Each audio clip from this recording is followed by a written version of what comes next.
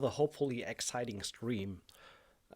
Today we are going to take a look at Strezov Samplings' new Rhodope library, as can be seen here. It's currently on introductory offer for $279, goes up to $379 in a bit, not exactly sure when. It's the follow-up library to their Rhodope Bulgarian Choir that came out kind of like 2 years ago or something like that.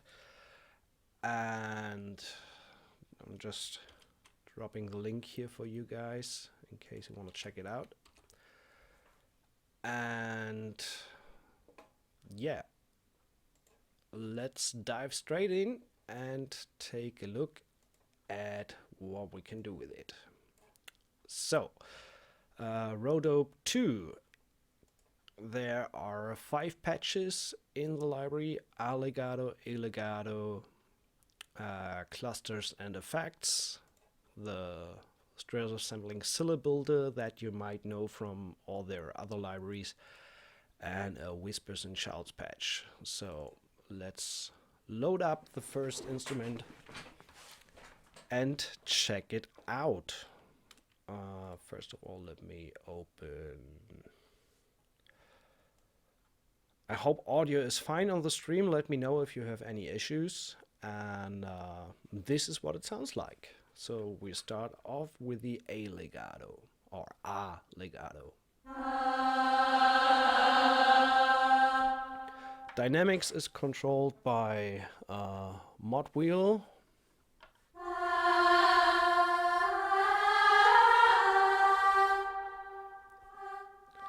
And with CC11 you can adjust the overall volume if you wish to do so.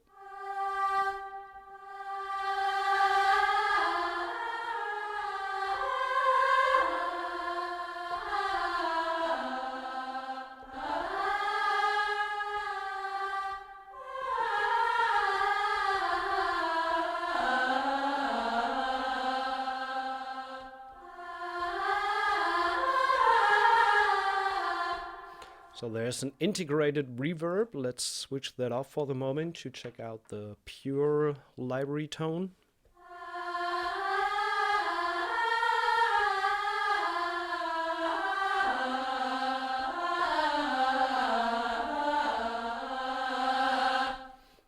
And let's check the microphone positions. So the library comes with 3 mic positions: close, decker and hall.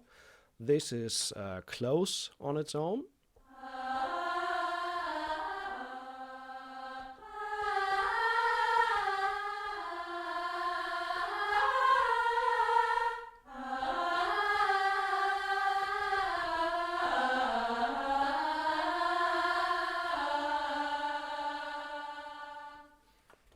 Then we have... Oh, actually that was Decker and Hall together. I should have muted them. So this is the close position.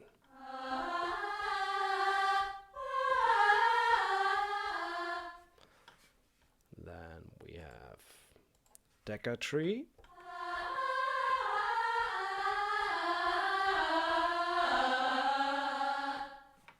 And the Hall microphone.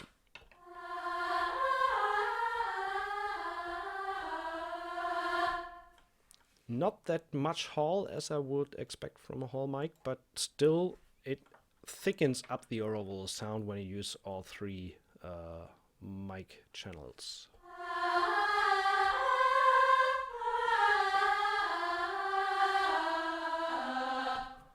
And the reverb that is included with the patch is a pretty bold one.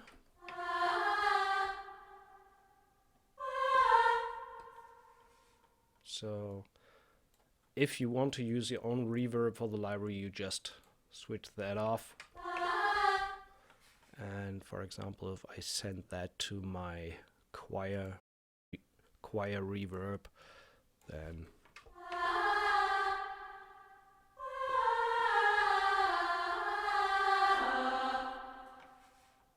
so that's possible.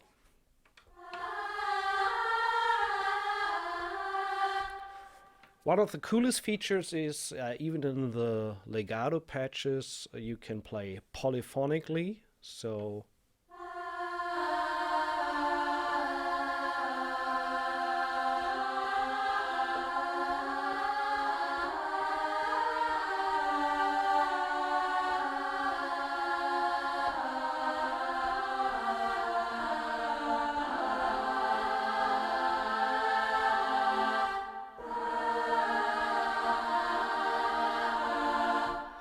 that's pretty cool.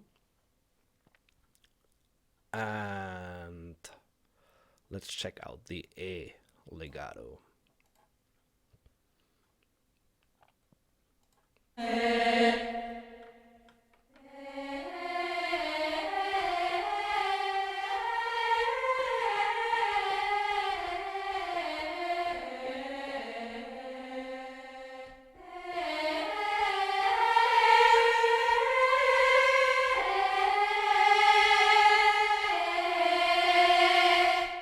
Well, that's a pretty bold triple forte there. Or FF maybe.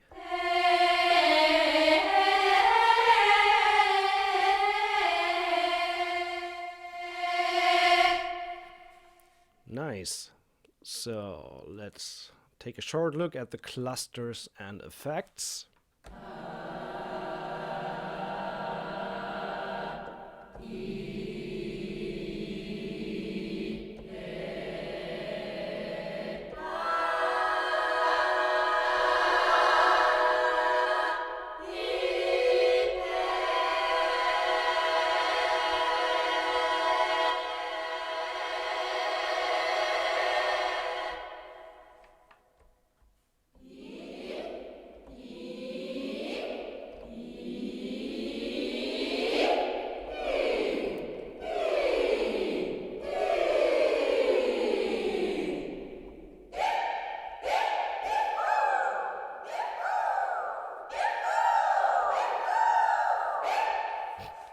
Okay, clusters and effects, and then we have whispers and shouts.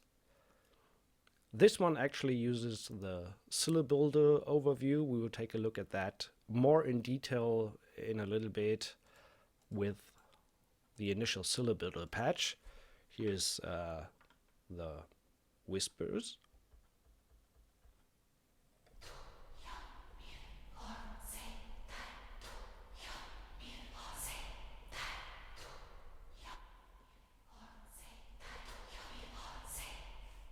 And on harder velocities, you get the shouts.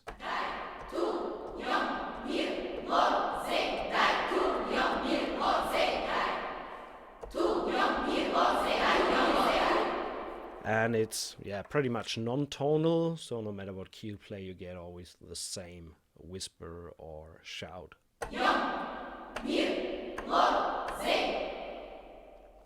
Okay, and last but not least, the pretty much heart of the library, the Syllables. I've covered that before on videos for Arva and Freya and Wotan. Over time, they kept on developing this Syllables GUI, and just to recap a little bit, so you got the available syllables on the left here. Let's just load a bunch of them randomly. So far. And what you can do is play polyphonically.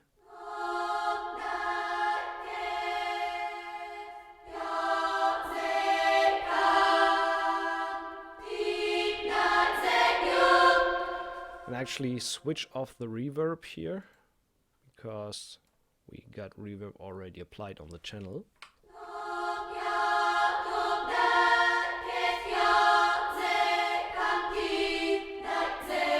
So right now, if I don't use any other controller, the only thing I'm doing is mod wheel and CC11, is once you release the key and press the next key, the next syllable is triggered. So it kind of cycles through whatever syllable chain you set up there.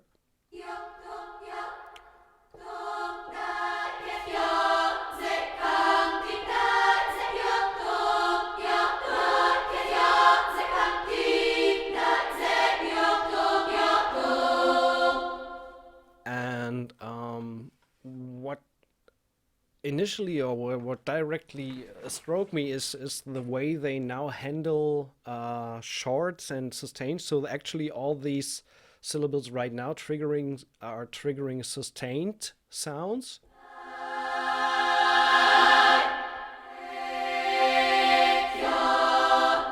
But you can also, or you have a pretty good attack, so that it's nearly the same as staccato samples.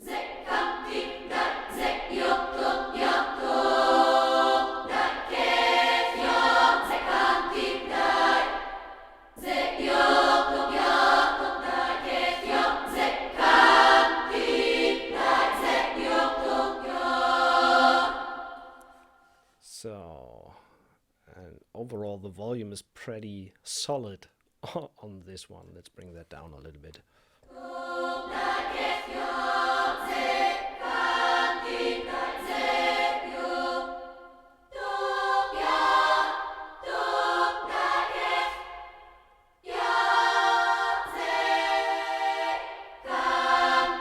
Okay, so as I said, when you trigger every new pressed key triggers the next syllable. The next thing you can do is, let me jump back to the first syllable. You can see that, oh damn, there went the mouse. Sorry. You can see that little play icon here, which shows you the current syllable that you're on. So to recap, a new key press jumps over to the next syllable. We can see that.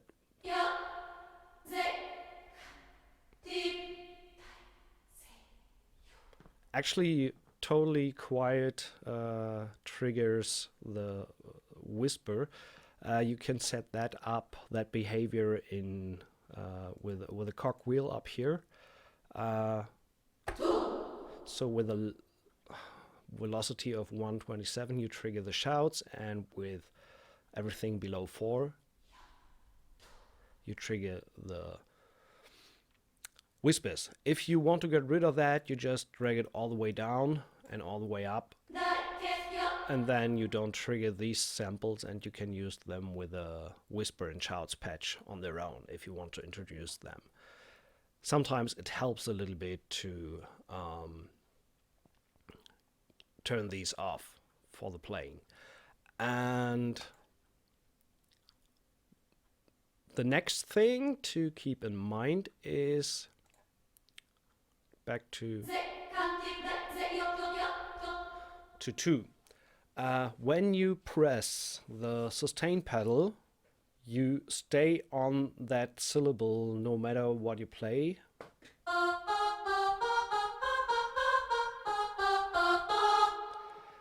And if you play legato, you actually trigger legato.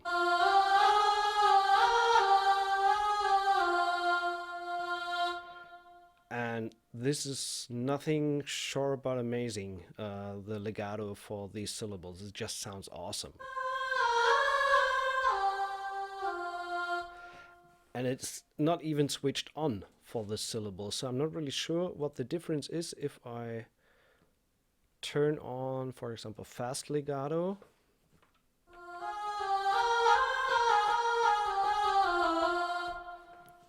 Or medium.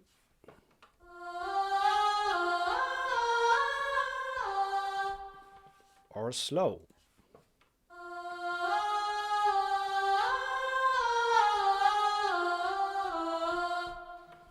And if I click again, I turn that off, and still it's a legato that is triggered. I'm not really sure, it might be scripted, but it just sounds great.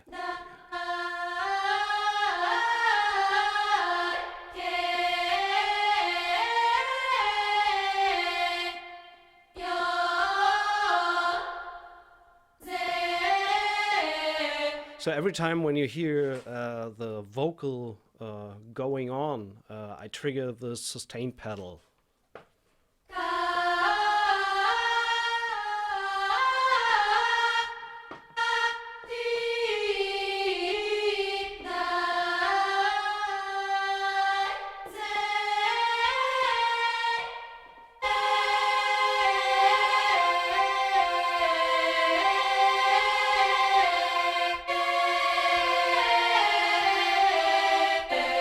And it's also polyphonic, so you can play whatever stuff you can think of.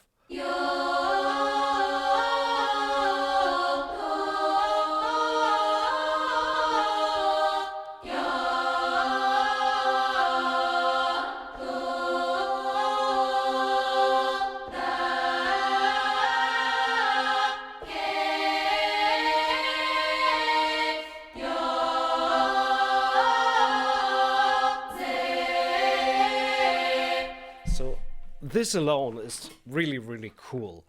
And last but not least, what you also can do is combine syllables. And this is where these rhythm buttons come in handy, because you can define the rhythm for each of the syllables. So for example, if I combine these four and they are all set on quarter notes, there we go, then you get this effect.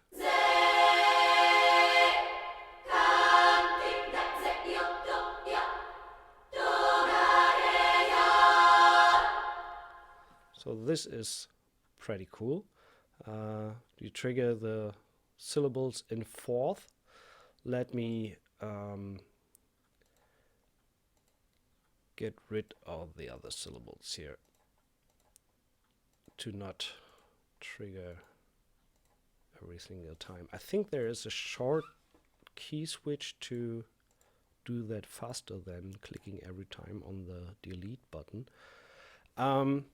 So once more, without sustain pedal, you trigger all four syllables one after another in quarter notes right now, because every syllable is set to a quarter note.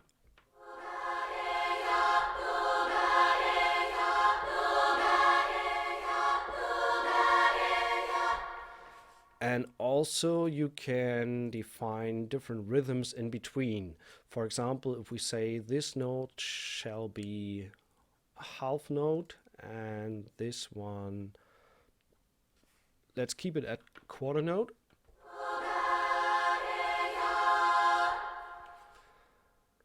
Or let's say we want this to be, the last one, an eighth note, and this one dotted fourth. Where do we have dotted fourth?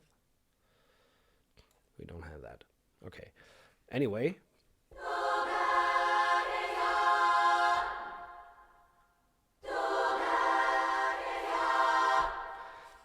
This is the first option, so to trigger all four syllables one after another, or how many syllables you wish, you can set that up individually.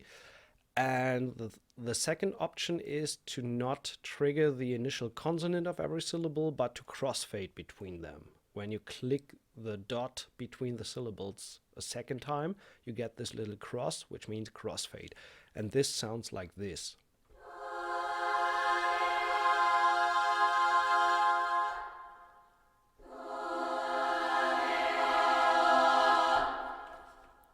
And with this specific library, I even like more when they trigger each syllable.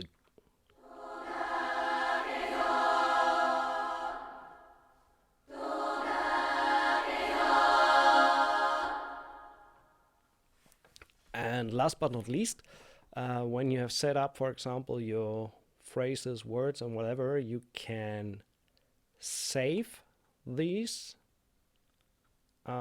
as a lyric phrase and load into the next project, or even into, I think even into Freya and Arva, because they are compatible now, so you can combine these, which is pretty cool.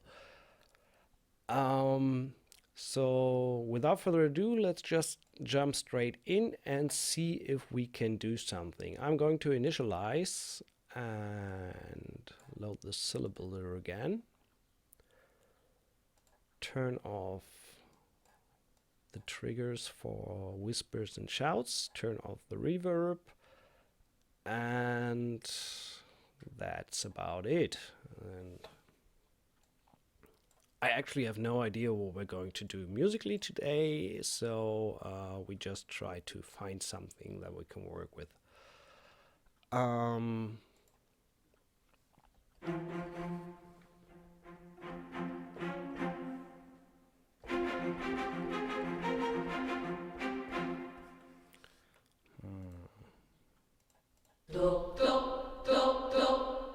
turn the volume a little bit more down on the choir here.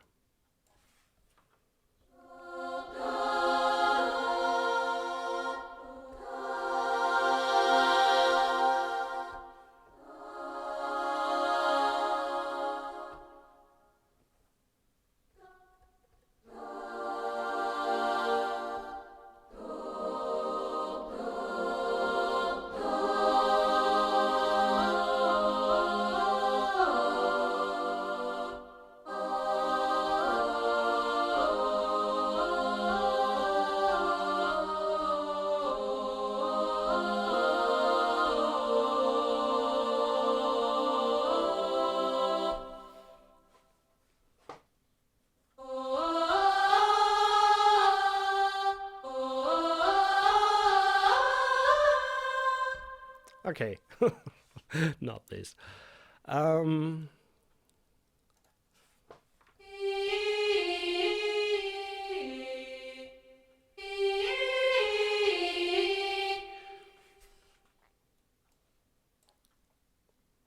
Let's see if we can think of something.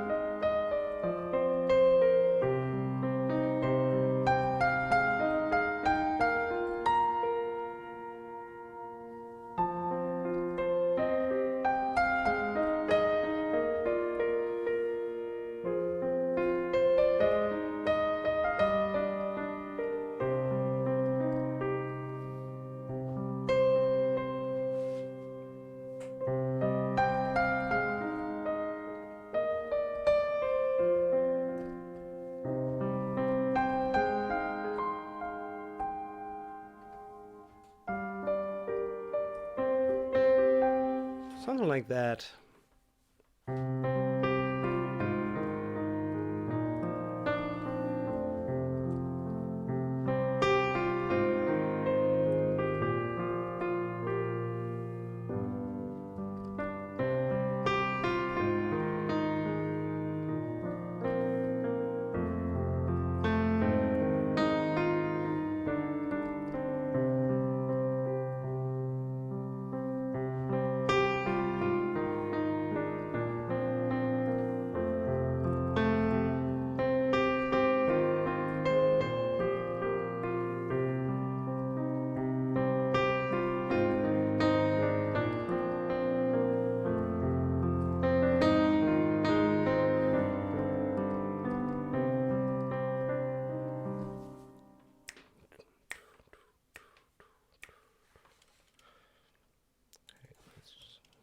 160 or something.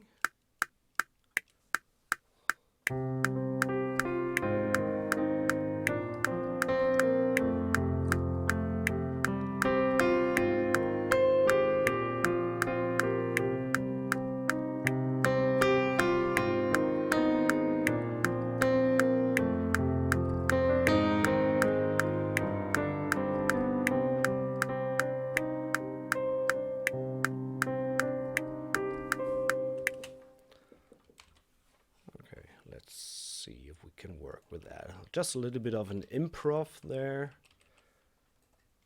to at least come up with an idea.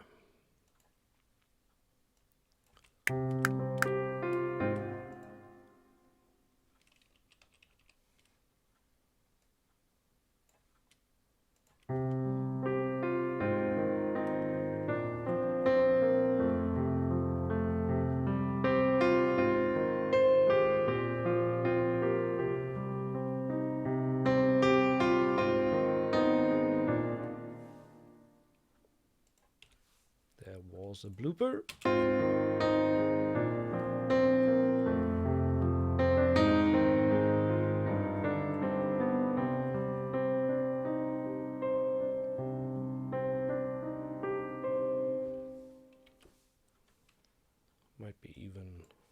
worth to work a little bit with different varying tempo there, but let's keep it at that for now.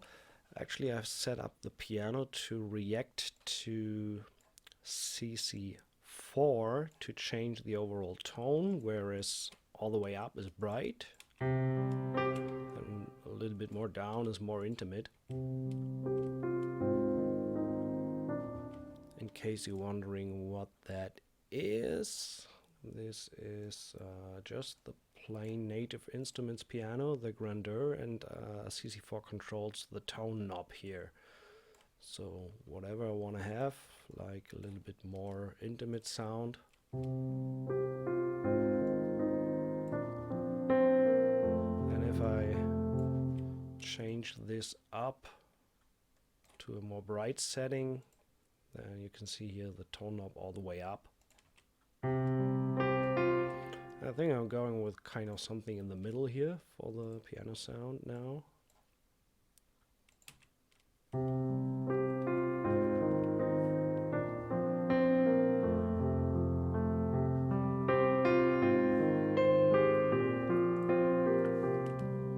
And since you guys always ask about it, let's do a chord track here. Add chord track. So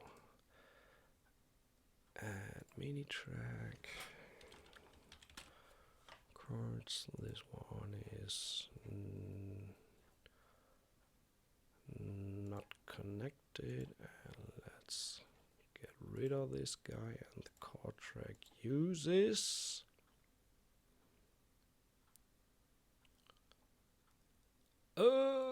where do I say which tracks we're going to use? Well, actually we just don't need to trigger it. So let's make this nice and shiny. Put that on top. Come on, move this around. Now, there we go. Okay. So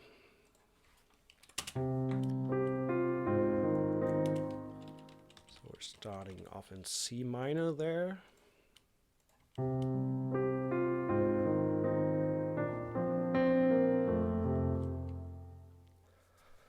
Wonderful piano. What sample library is it? Just talked about it. Yeah, it's Native Instruments Grandeur. That guy.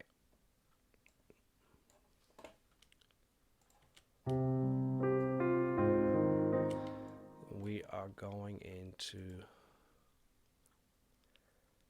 A flat major,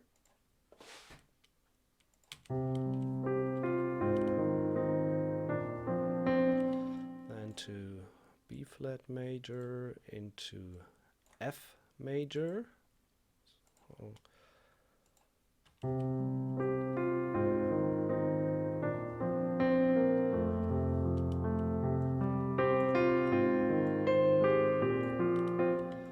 So this is a B flat major 6. Major 6. Where is major 6?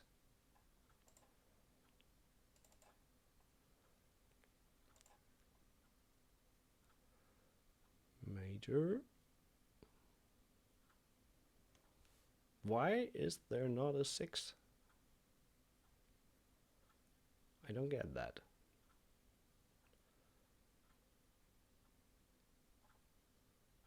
Da, da, da, da.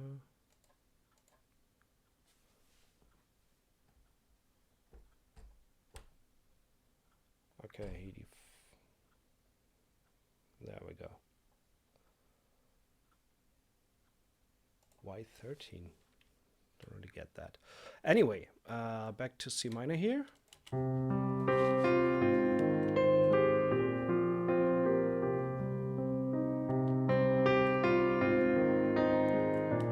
Repeating the first chords.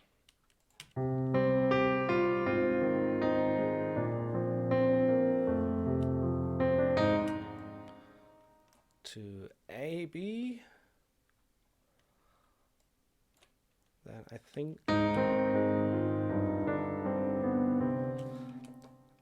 think I kind of leave that open here. It's not really a G, but it is because the melody line walks through over to B.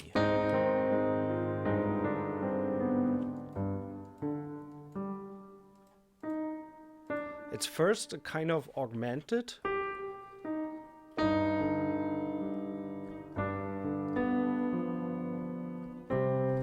So yeah, it's a plain G there, and the melody does the augmentation.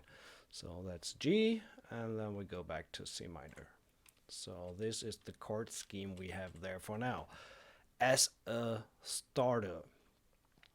And so we just copy that over, do that 2 times, put 2 bars in between here.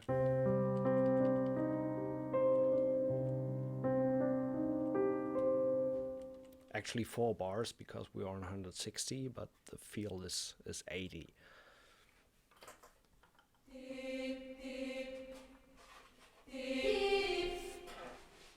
And let's change the syllable here. Let's go with K, for example. Oops, that was the pitch wheel.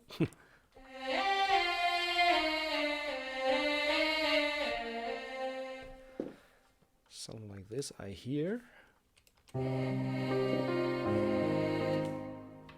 What the fuck? Oh, there we go. I told him to use monitor track. That's what I was looking for in the beginning. Oh dear God.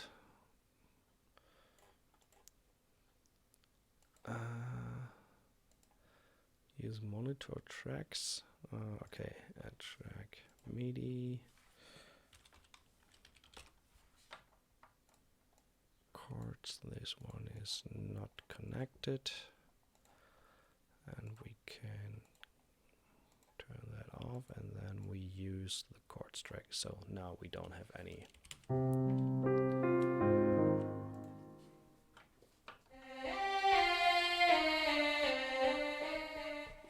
Let's just loop this section and play a little bit on top and try something.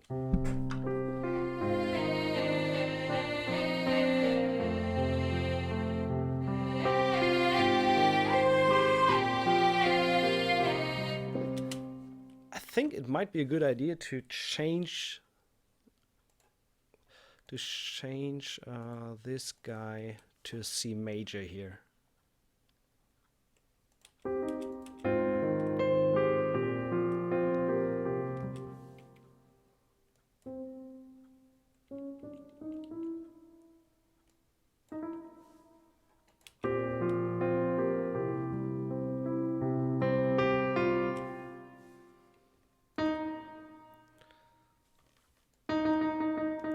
I like that idea.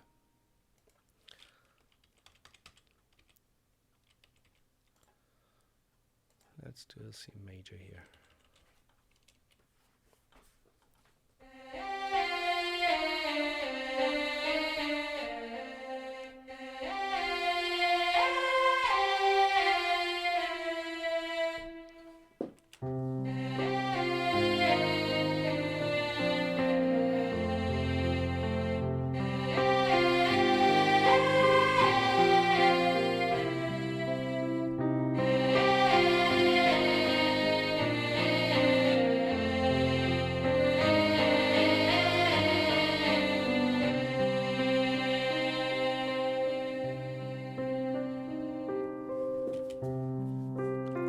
I think that can be nice.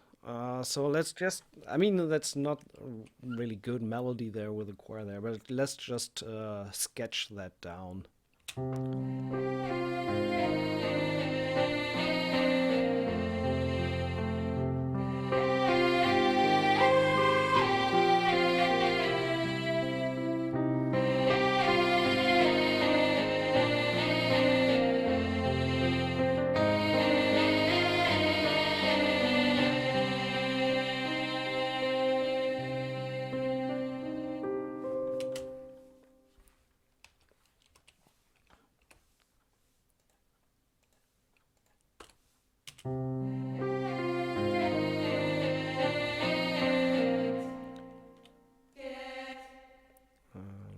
Let's softly quantize the whole thing a little bit. Actually activate this guy. So, once more.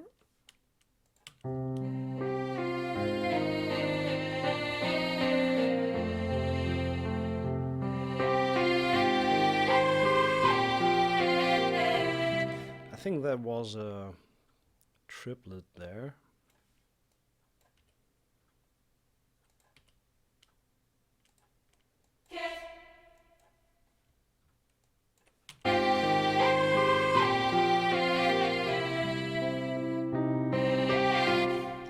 I don't like that I really define the C major again. Yeah, that's better.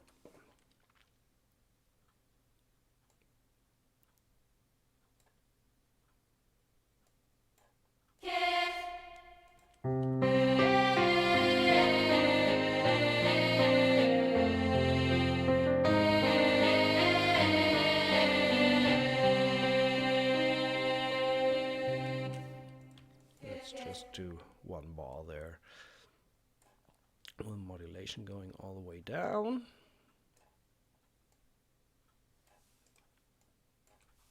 And CC11 as well.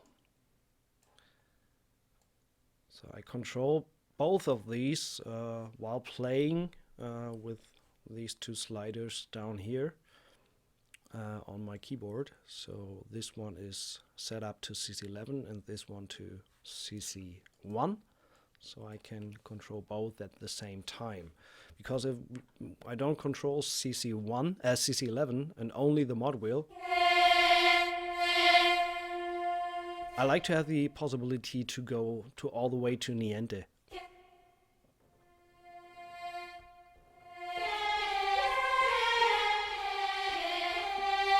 And mod wheel changes the timbre,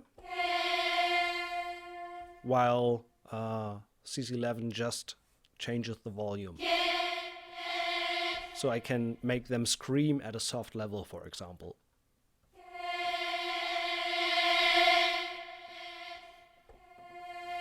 Never control them at the same time. It just gives a little bit more control over the overall tone. So first of all, save this guy for a moment, and then we're going to duplicate. Sorry for that. Duplicate the track so we have another instance so that we can work with. And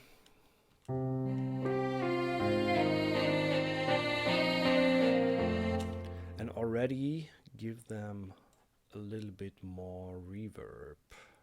The choir there. So.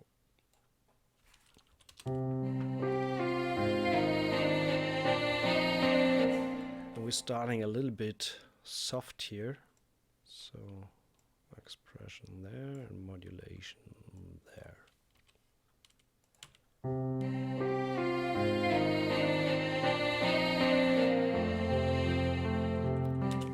It's by far not perfect, and we just try if we can adjust the line a little bit with not just using one syllable, but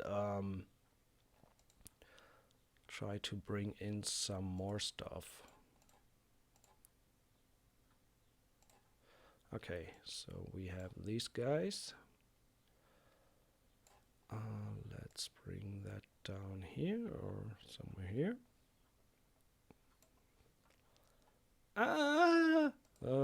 So don't show the browser. There we go. And don't show the keyboard.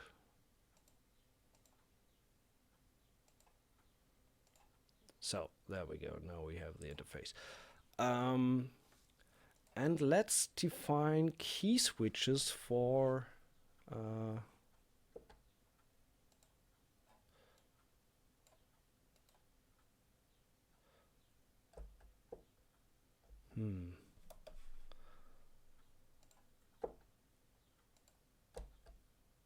How do I set the key switches?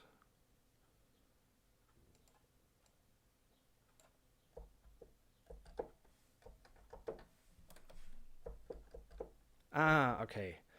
That's G0.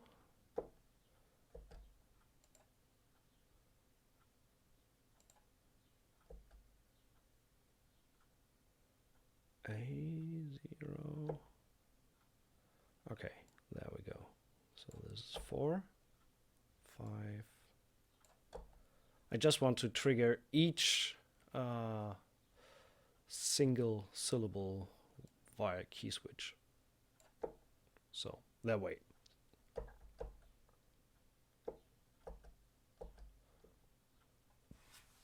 Okay. Now back to topic. First key switch is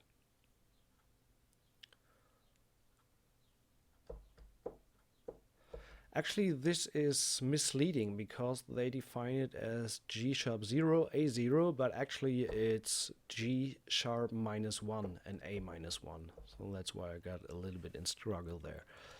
But once you know that, you're good.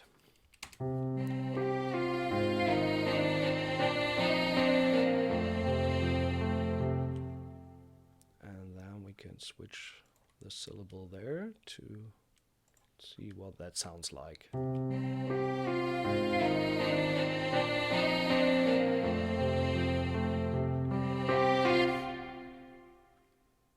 What the?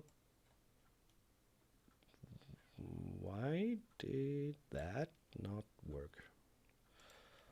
I think we need to release the sustain pedal here.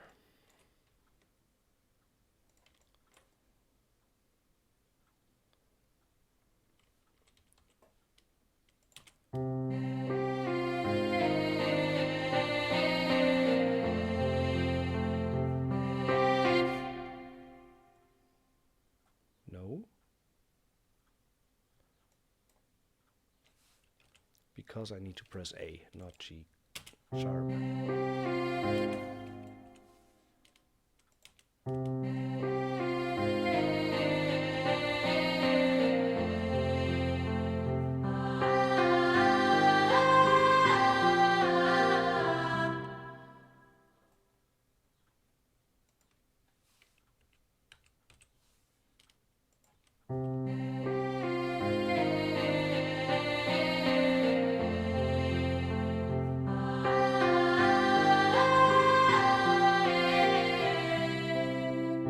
Okay, so now that works. So I just got the key switches wrong there because we're starting on G sharp 0 with the key switches, not on G0.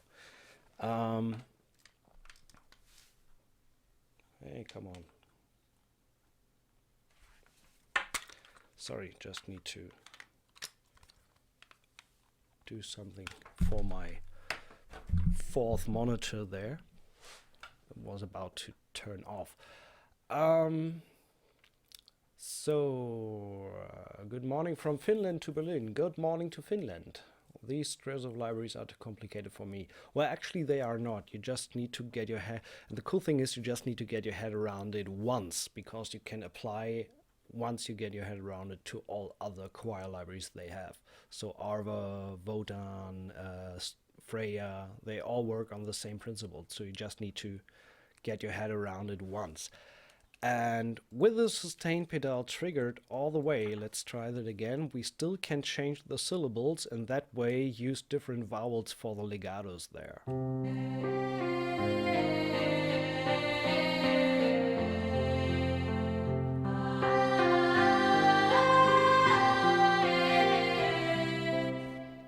And let's try, for example, to say we want a fast legato for the da da da da da, and for the other ones we are good with a medium legato. Let's check how this sounds.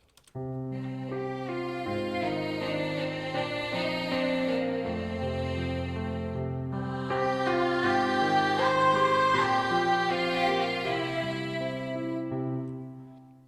then we can go to the yon syllable. And go to the next one here.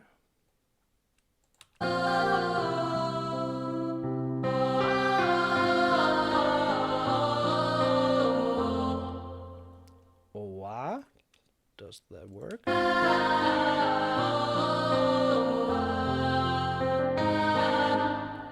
That's pretty cool.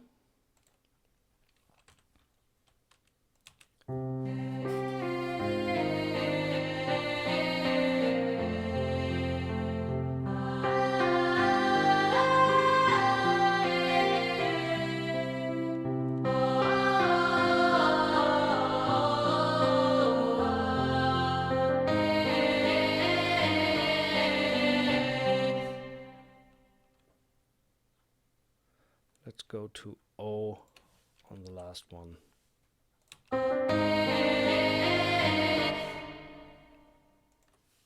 Yeah.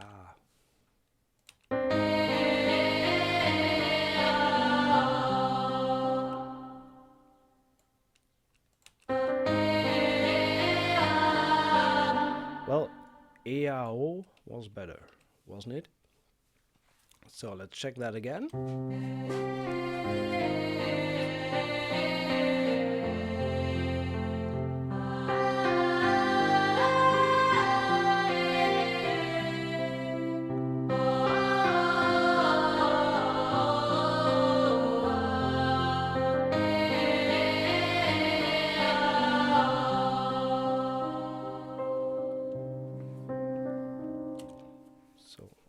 I think I like that so far. The only thing is we might rework the mod wheel and expression a little bit. It's a little bit jumpy overall. Someone sends me hearts. Ah. Hi. Nice to have you on board. So we have modulation and expression, and since we're starting very soft with just the piano, I'm going to re-record mod wheel and modulation and expression. And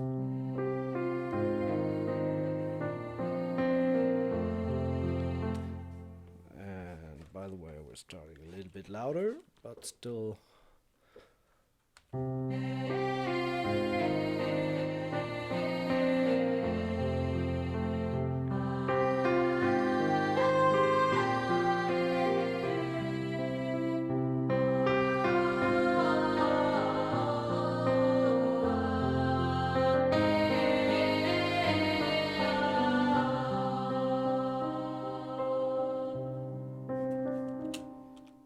So that's better, I guess.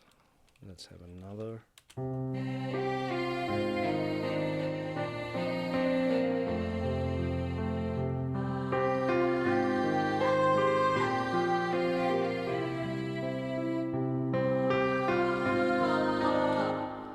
Let's give a little bit more on that intro here.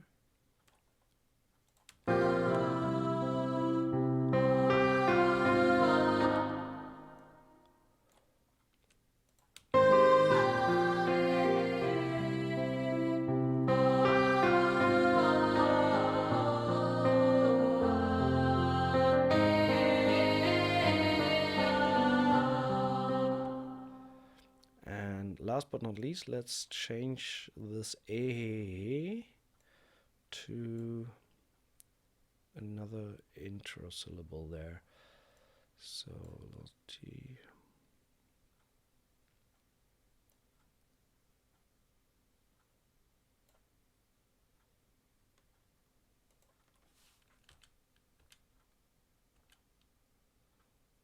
Let's try.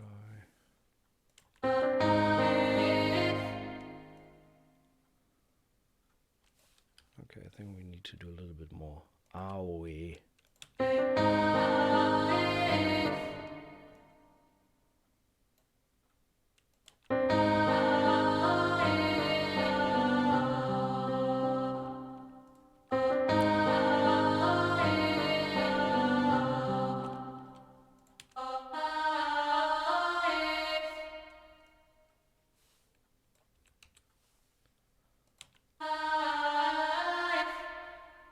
We need another syllable, which must be a really cool O.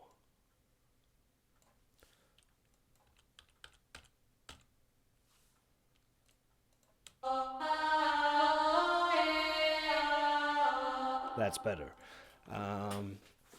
Why do you stream that early? Why not? And the night streams still come as well. Next one will be Thursday. Actually, this time checking out East-West Composer Cloud all the way through. So keep that in mind for Thursday. And this one is coming at the evening. Good evening from Bhutan. Where is Bhutan?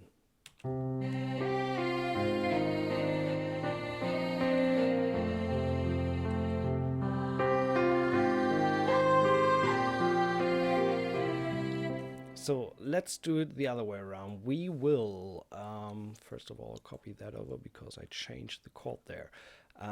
Duplicate this. We start with the piano alone and turn the volume from, damn it, so that way.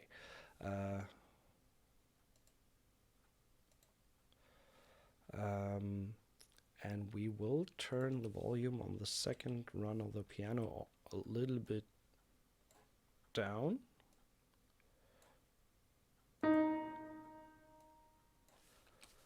So that we get more space for the choir.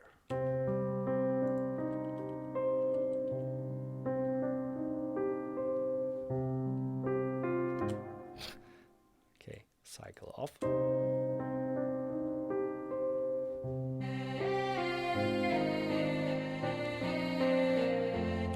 Okay, let's add a little bit of a transition there. So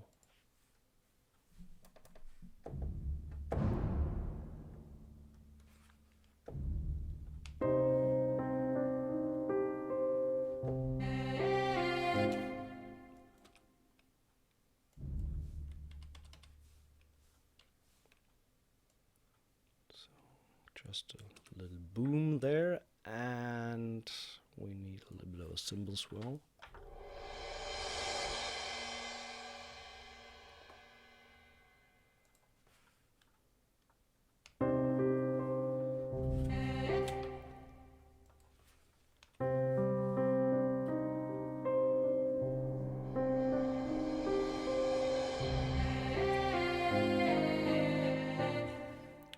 Somehow the intro sounds a little bit jumpy here. So let's come in from a little bit softer dynamic.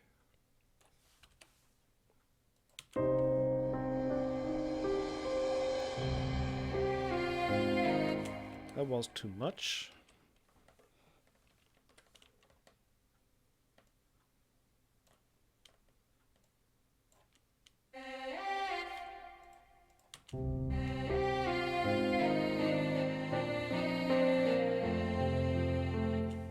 That's fine.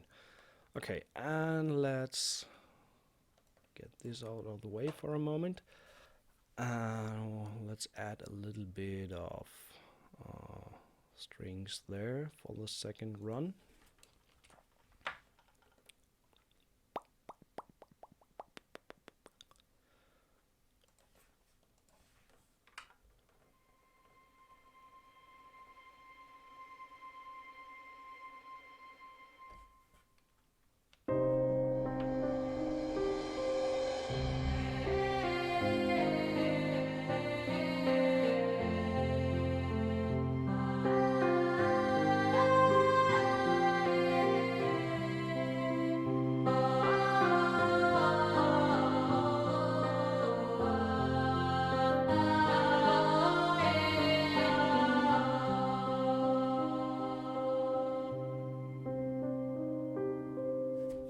So C on harmonics all the way through. Works great. Let's use a little bit of, let's think cello for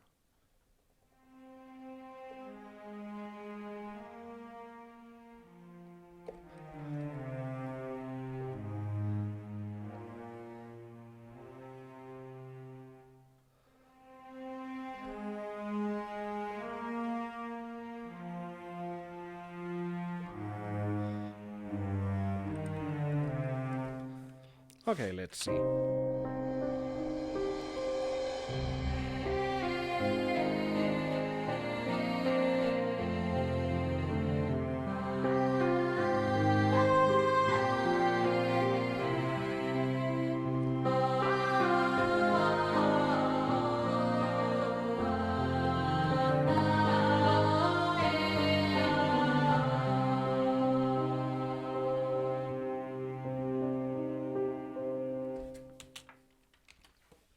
That was actually a nice cello line there.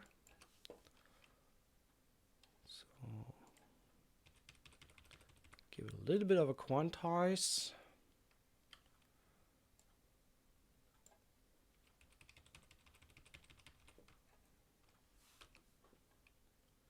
So we did this to the, in case you're interested, the cello line is playing this.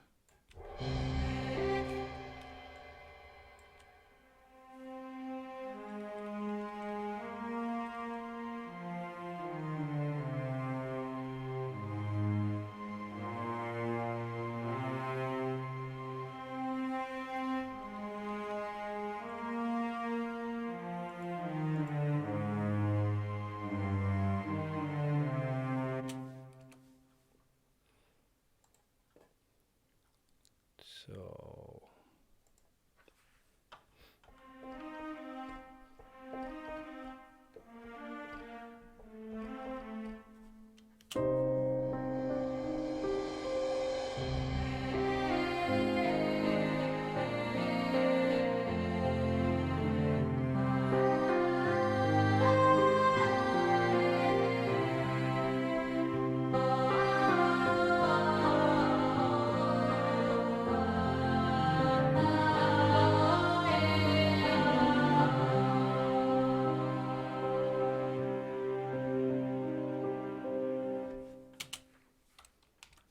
that actually brings in a little bit of movement.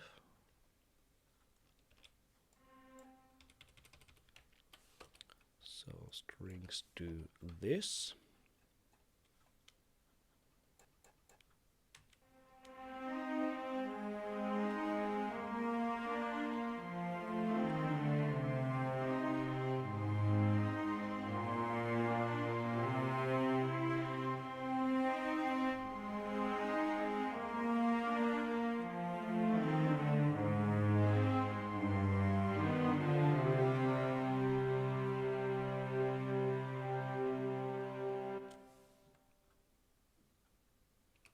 Okay.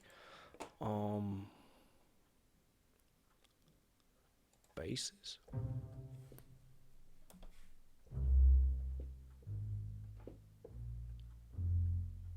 Let's just do some pizzicatos there to give a little bit of oomph.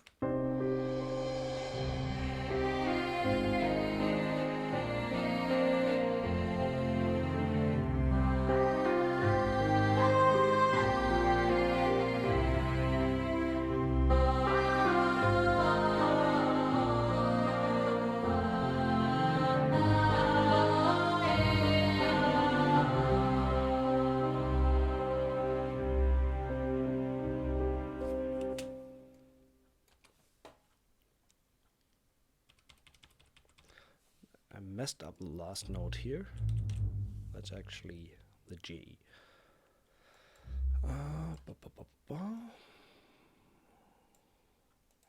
Okay. So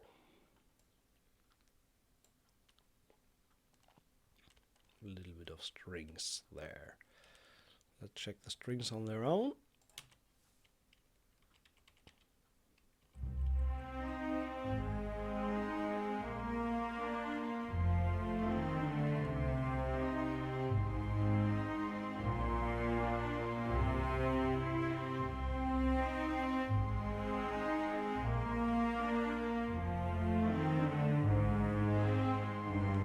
Okay, missing a little bit more of chordal information there. So let's add second violins.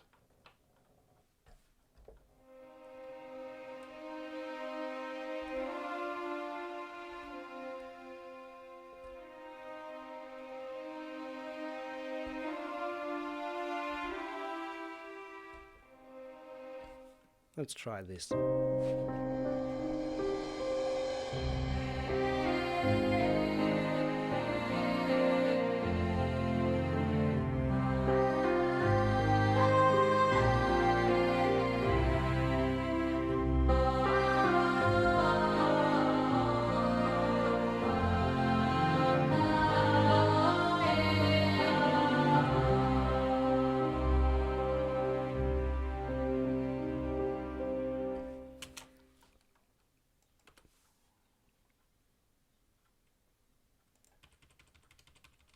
Okay, should work.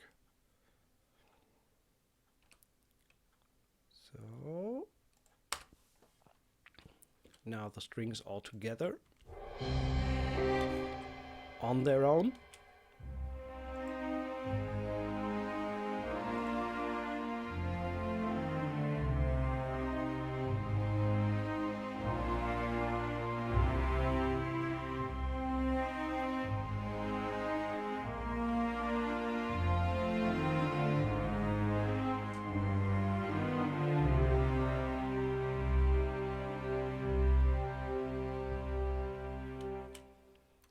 There's a little bit of jumpiness in the controller data for the cello.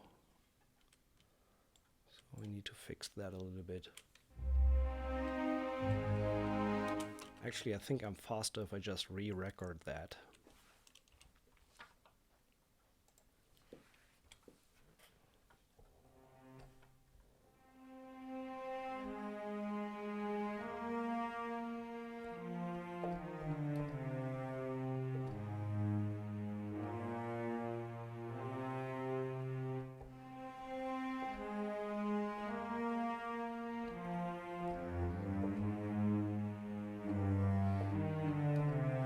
I think that's better.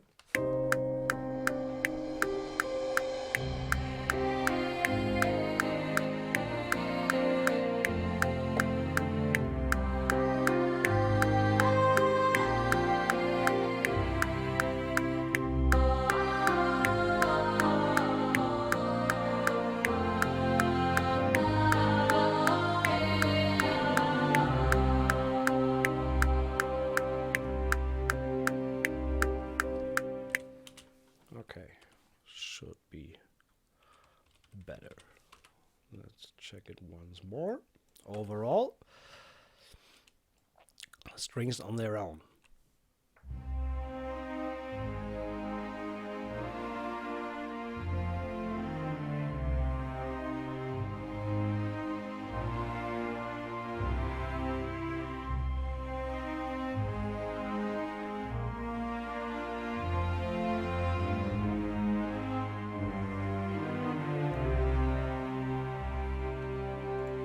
I think that's fine. So overall, let's listen to what we have so far.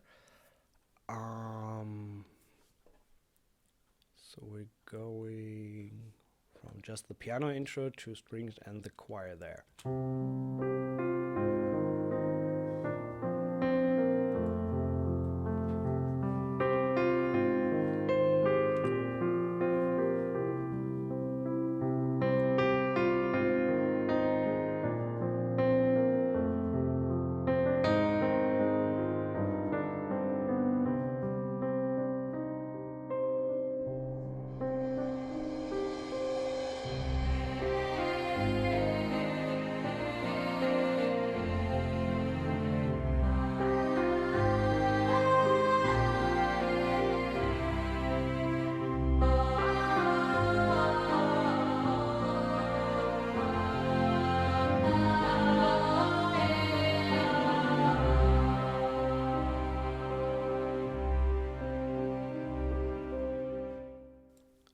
Okay, somehow I hear a little bit of a horn line there in between.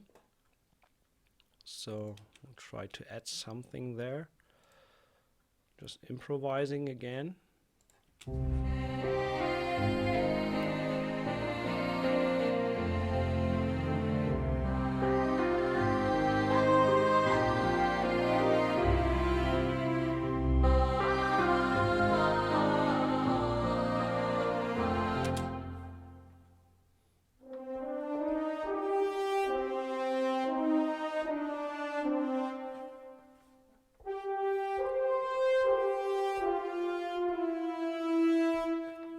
want to kind of underline the C major there.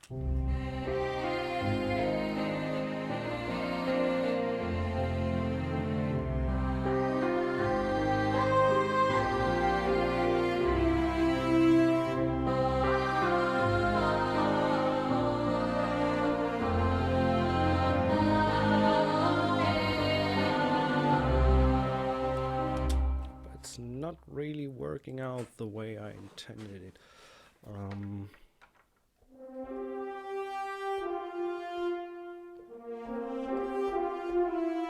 think I just need to trigger a simple counter melody there.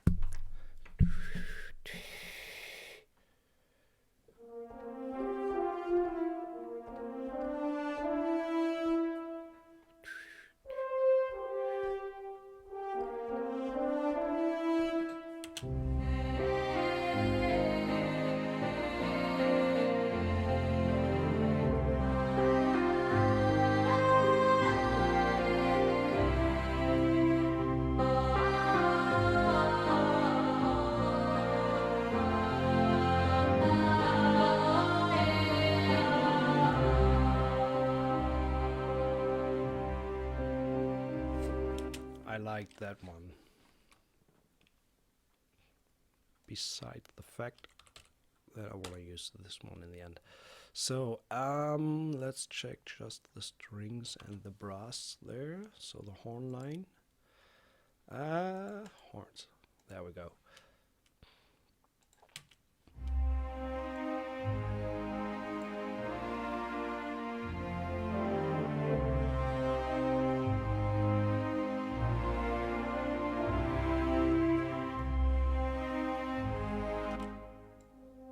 Actually, let's bring that on the bar.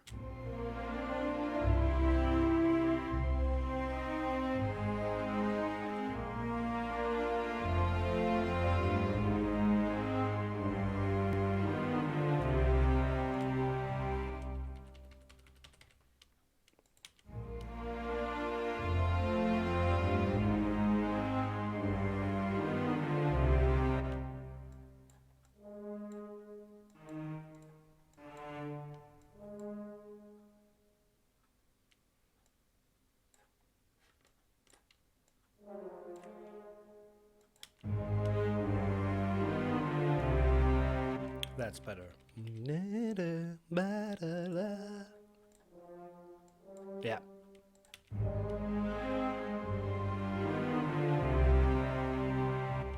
And let's give it a little bit of a bump there.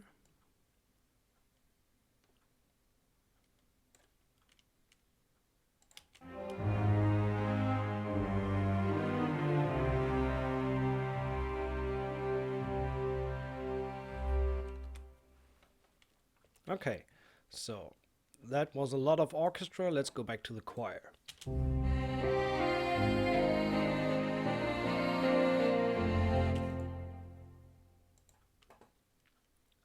let's do a little bit of a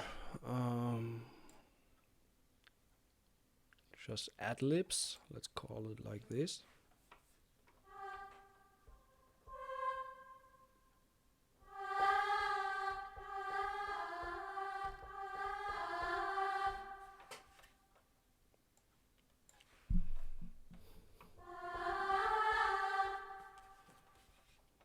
Some fill-ins there.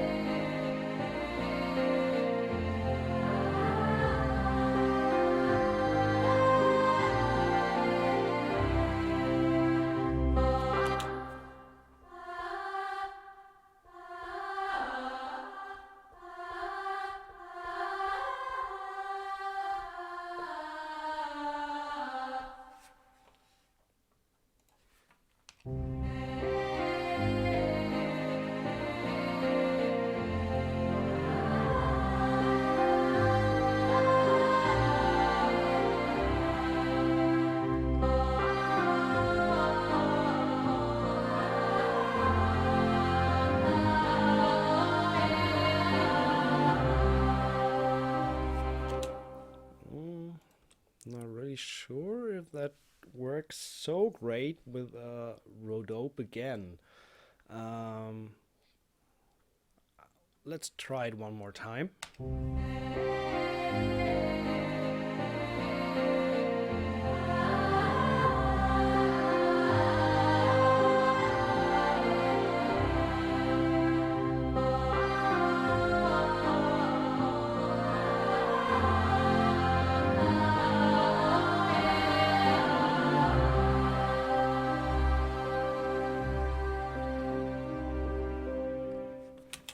Let's see how that sounds all together.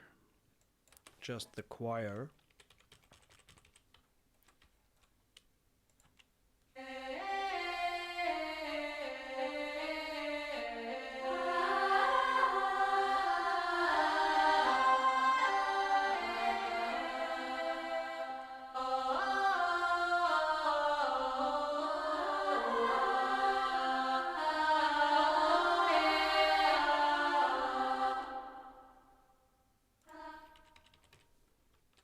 Actually, let's do a third here.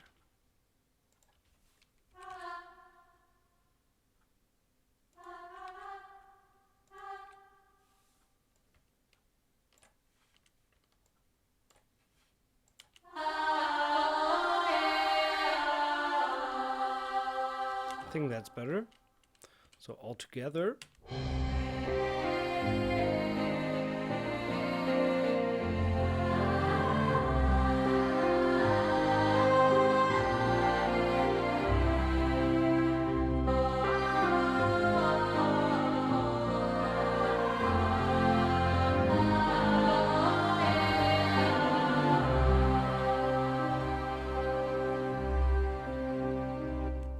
Let's finish these guys a little bit earlier. Bring them down and get rid of the rest here. So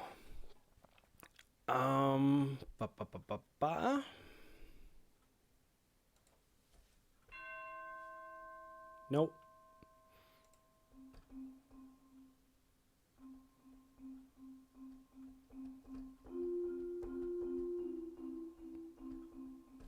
I want to have a little bit of a mystery there in the back.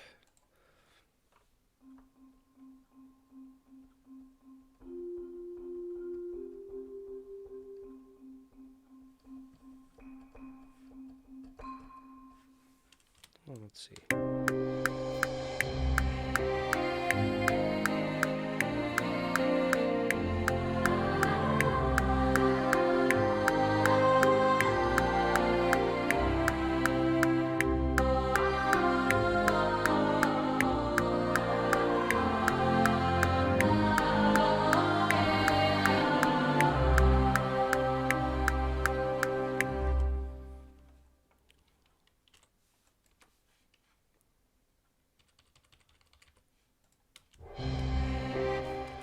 See the piano and the marimba on their own.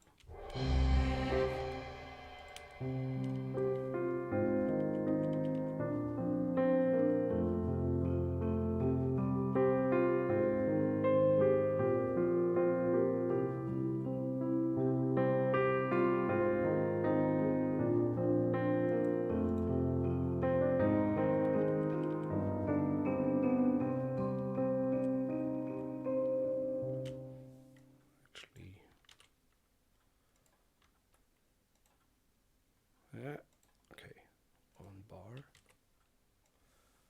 Repeat this, turn it a little bit down. So, just a tad more. And maybe,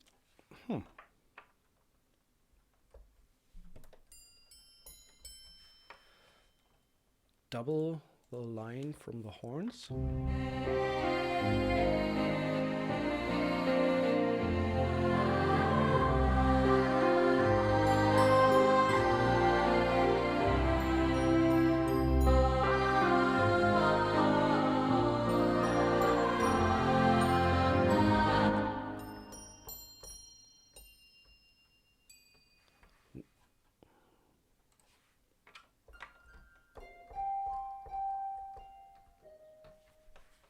just for the ending here.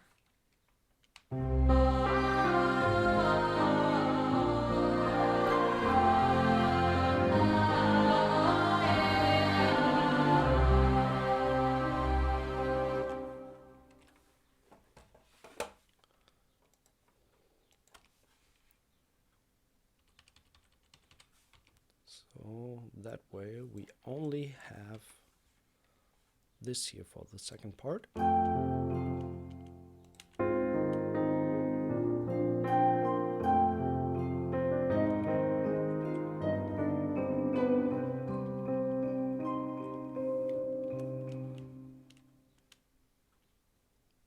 Okay. Boom, boom, boom, boom, boom.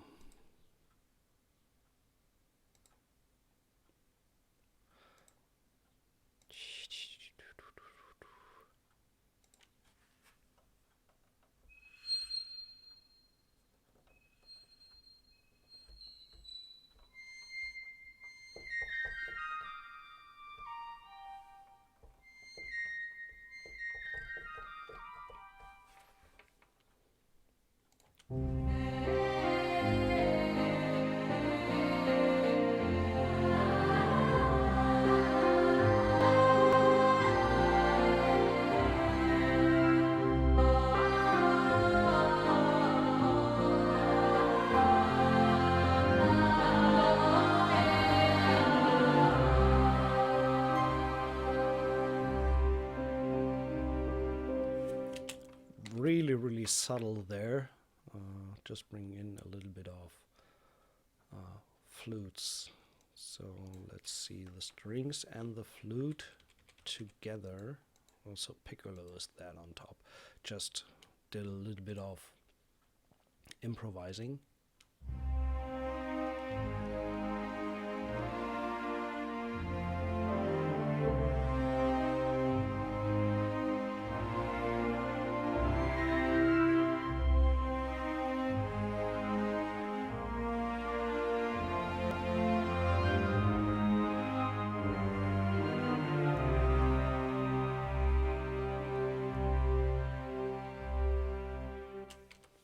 So, really nice harmony. Thank you very much. I like that too.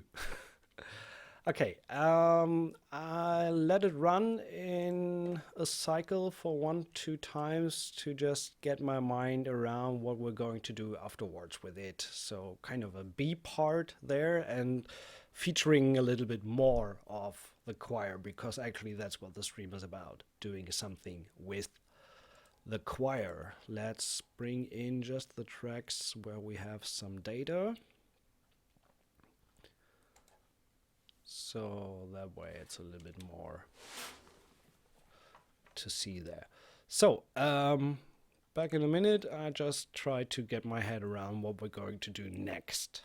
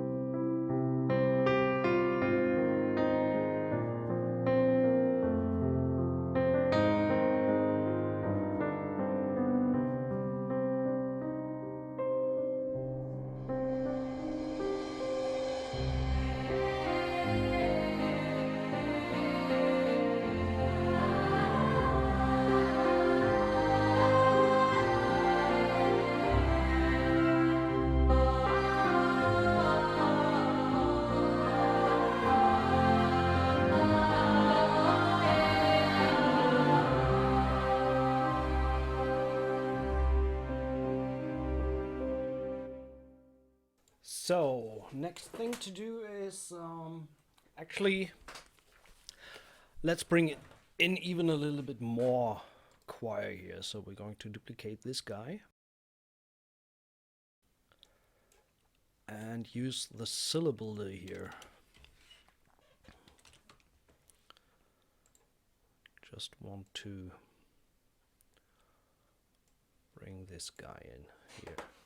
No, that's the legato. Where's the syllable? Oh, I need to load it. And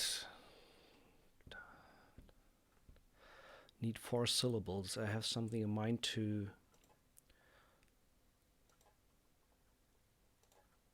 let's take these 4 and combine these, and we actually want to keep them for a half note.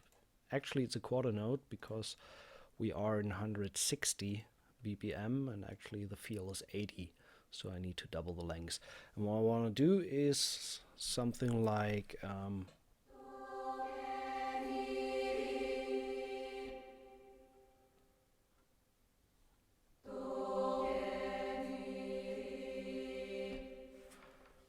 just add that.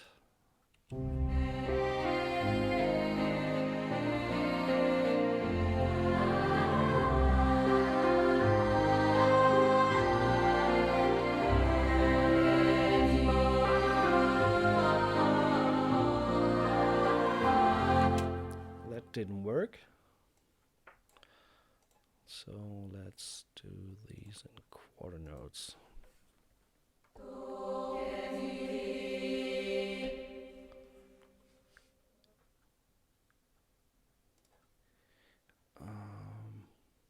Is that CWVI? No, this is Rhodope.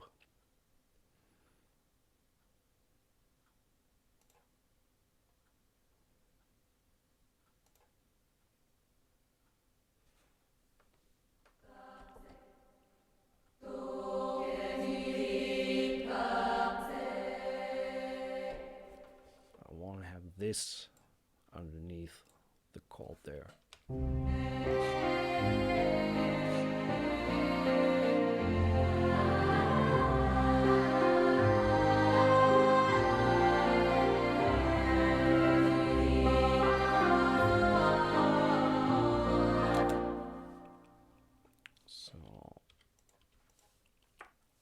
Let's define the key switch for this guy so that we're always triggering the right phrase there.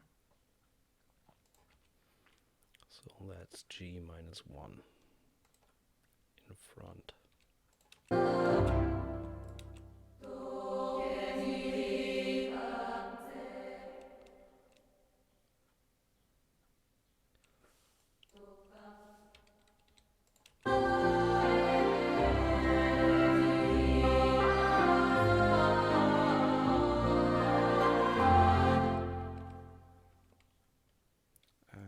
Do the same again.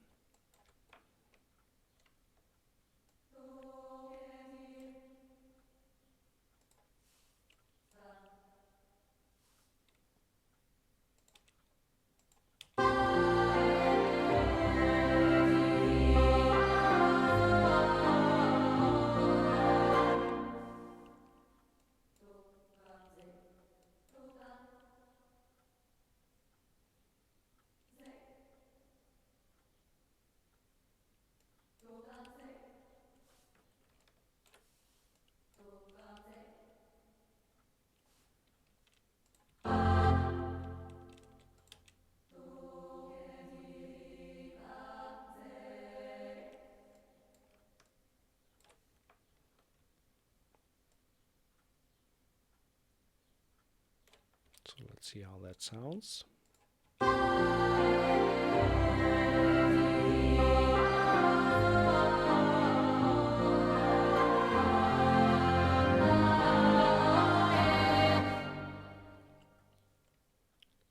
No.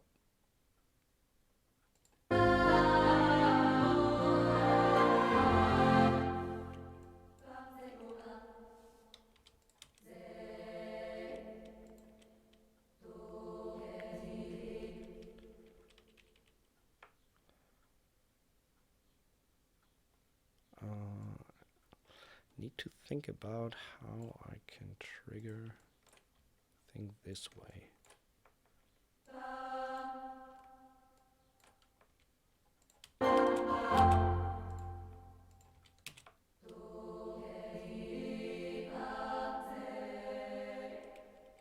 Yeah, that's better. And motor wheel.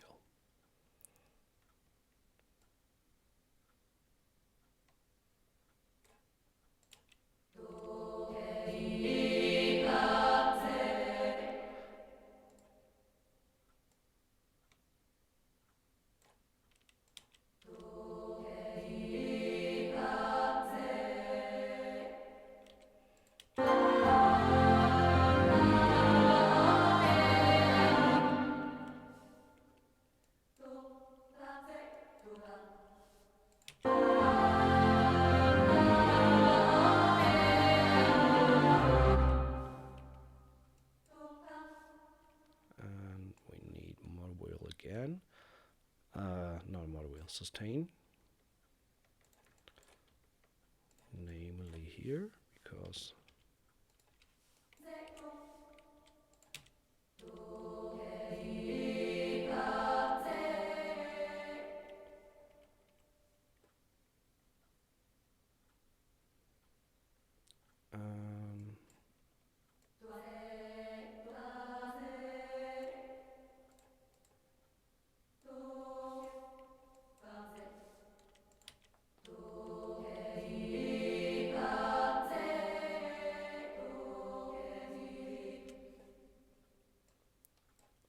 let's add another syllable here.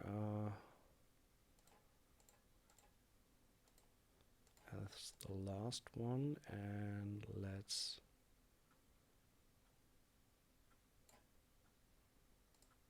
one, two, three, four. So that actually should work. Yeah, exactly. So we get there with the last syllable.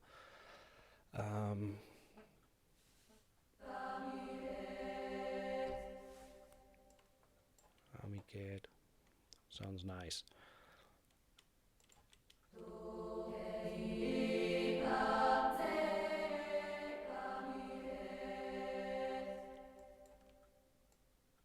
So let's bring the choir all together and see how that sounds on its own.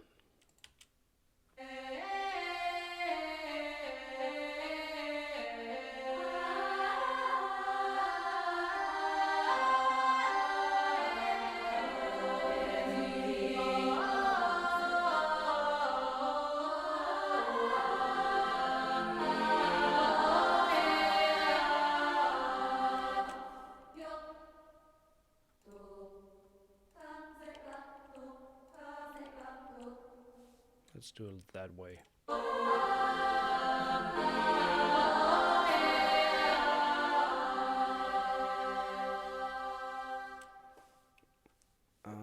Not happy with the overall volume of the A legato here.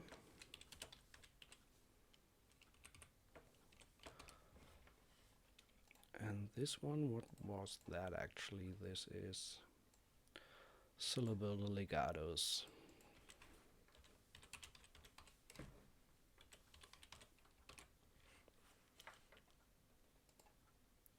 So let's bring in just the choir and the piano.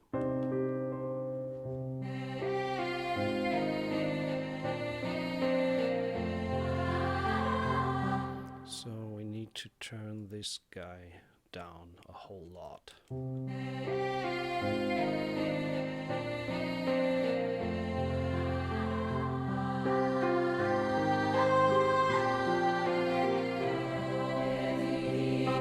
And this guy comes a little bit late, so let's move that a little bit to the front, like 50 milliseconds.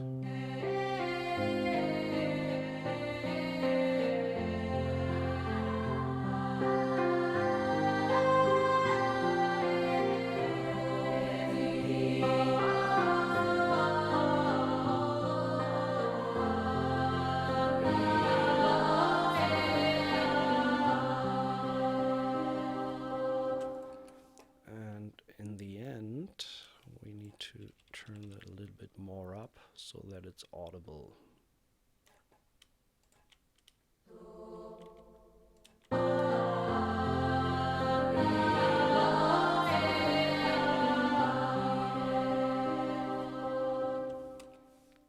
I think that's nice. So, once more the whole phrase.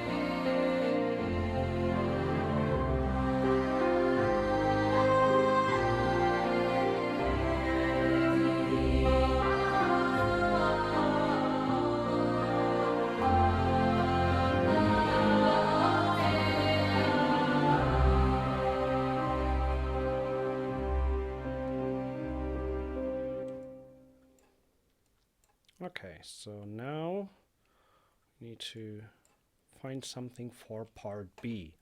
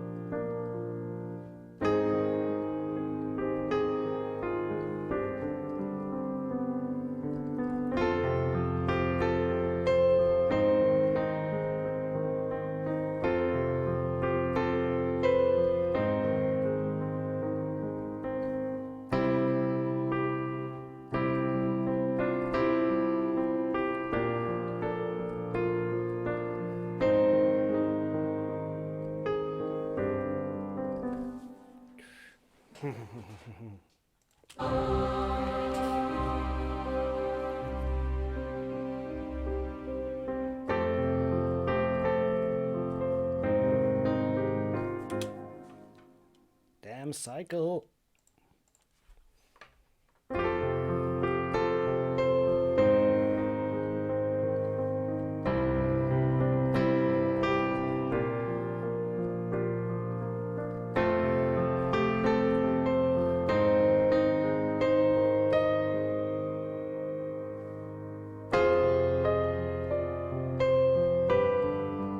That's nice. Okay, let's sketch that out.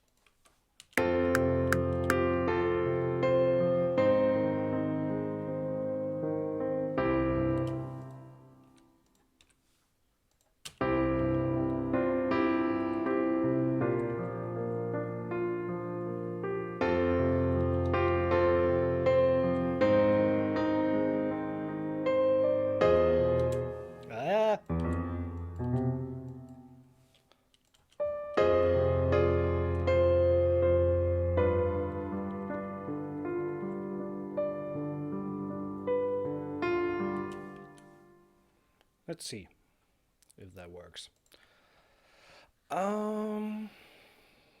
We definitely need some of the strings there.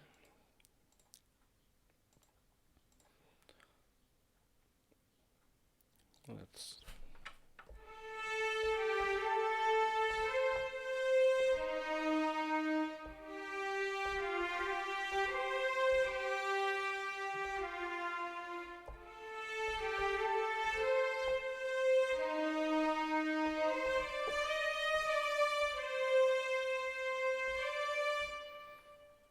okay.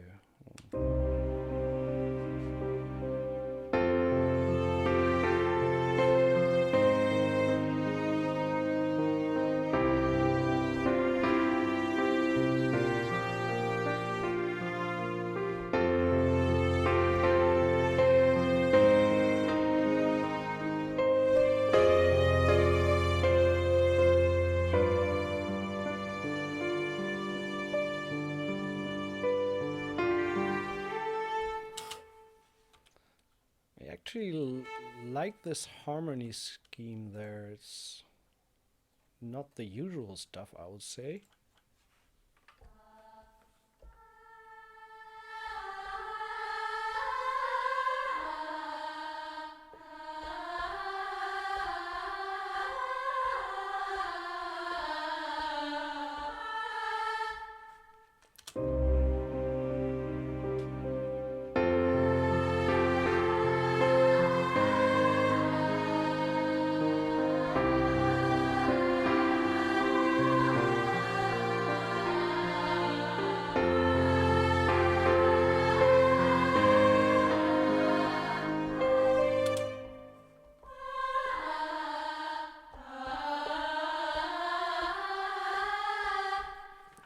Let's get rid of the violin there.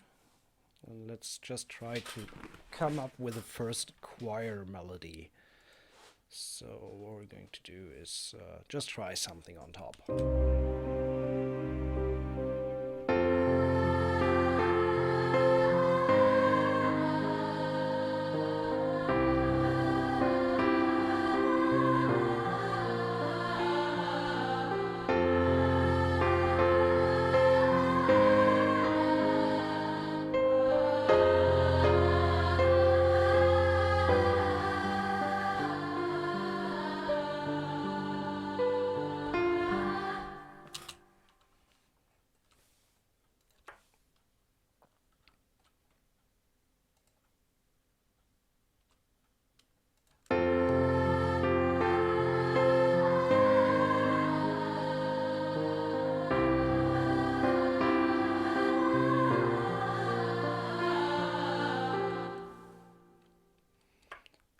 I think I need to push that to the front as well.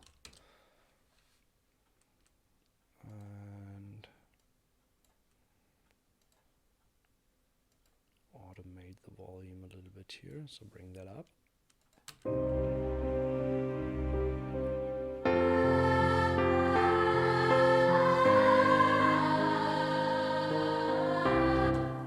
And give them room to breathe.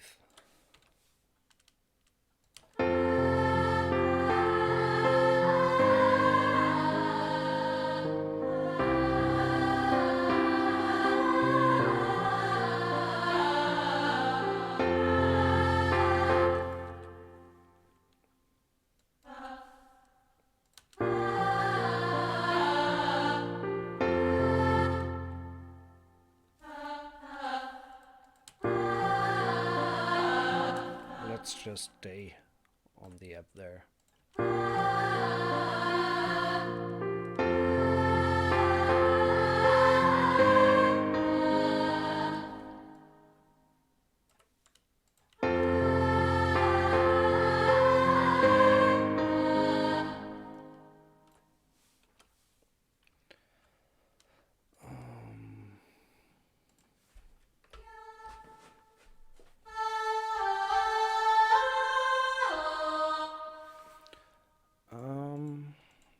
Let's bring another A sound. This is number 8. So That works. And use a slow legato for this one.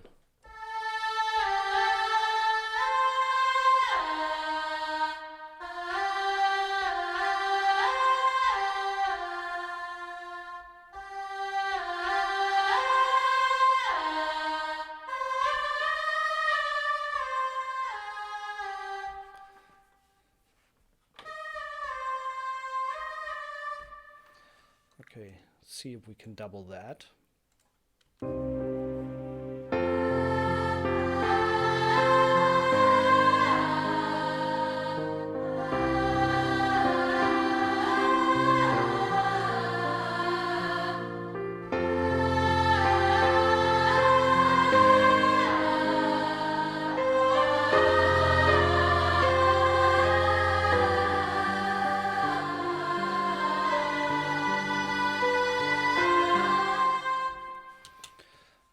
I think I'm going to do a little bit more with a second or harmony voice there. So let's see. Not the chords that stay that way.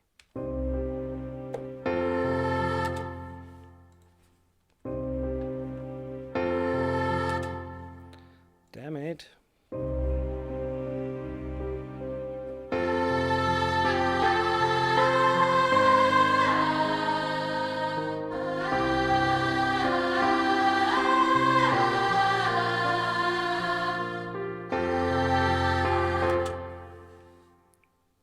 If I only knew the notes that I'm going to play. Sorry.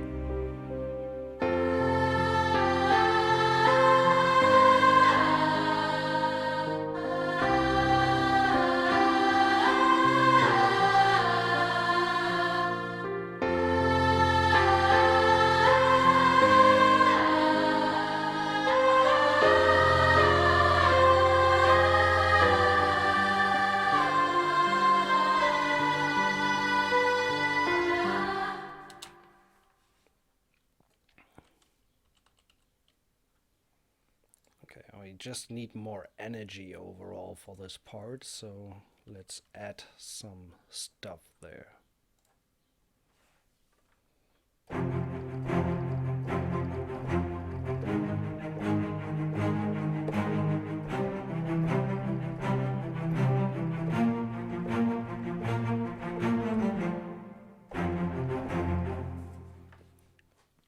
So this is actually eighth notes. Step sequence, some stuff there that I just tried.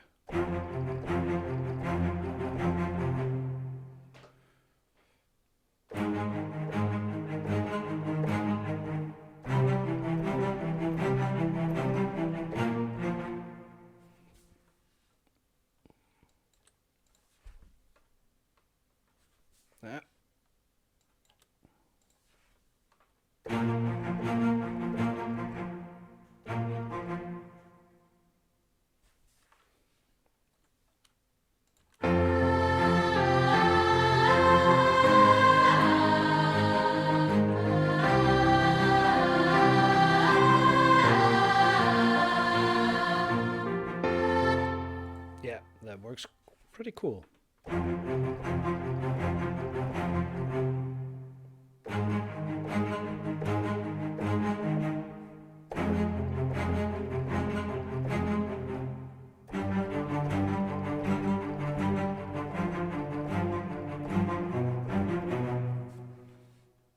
Something like that. Maybe just keep it on the G there and do the running around on the chord on other instruments.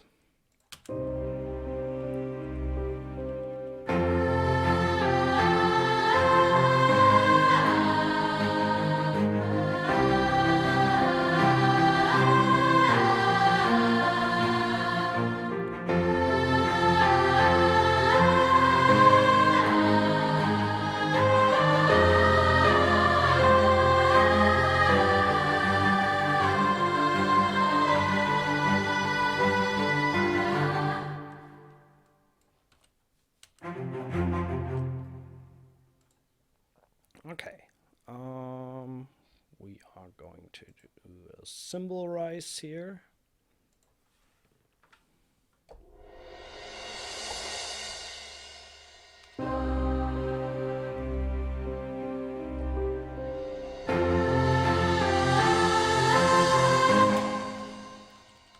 Please, please, please, let's have this in time.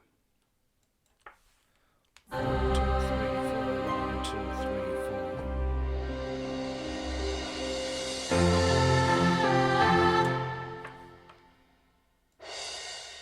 Yeah.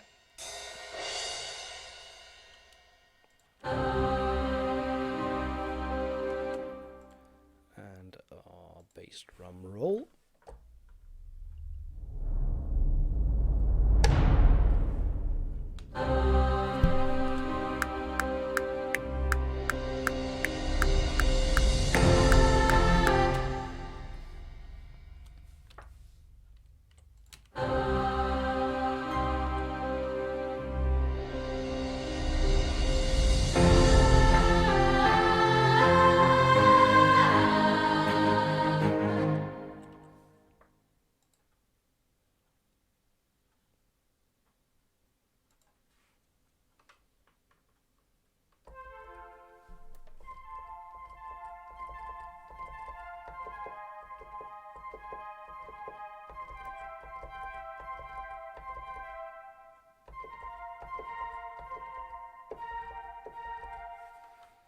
Let's try something here. A little bit of woodwind on top.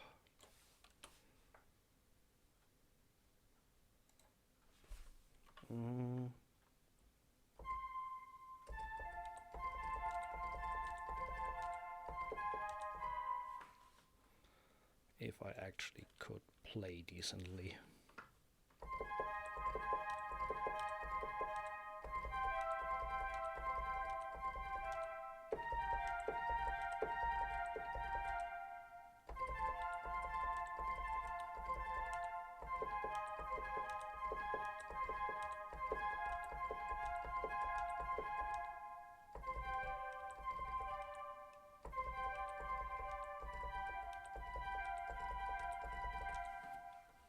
Maybe something like that.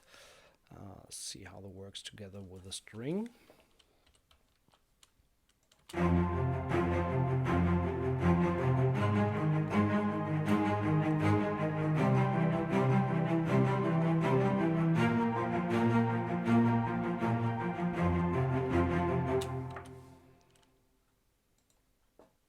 Okay, let's bring in a little bit of the stuff here.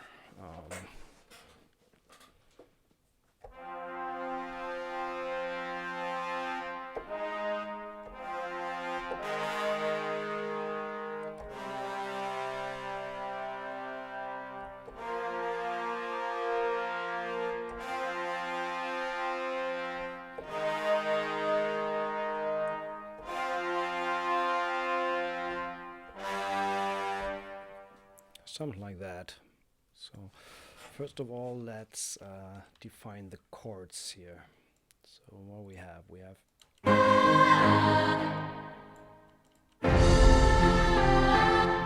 so this is F major,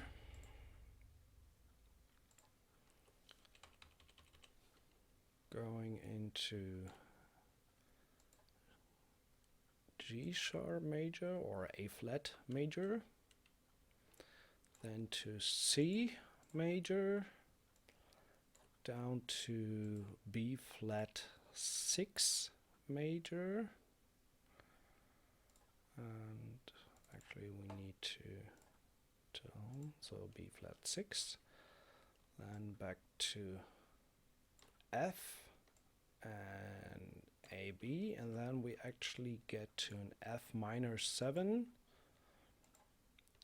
and finally to a G sus4, and to a G or maybe G7, something like that.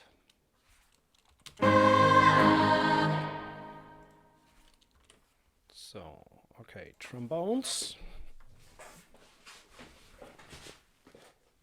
I tried something there already.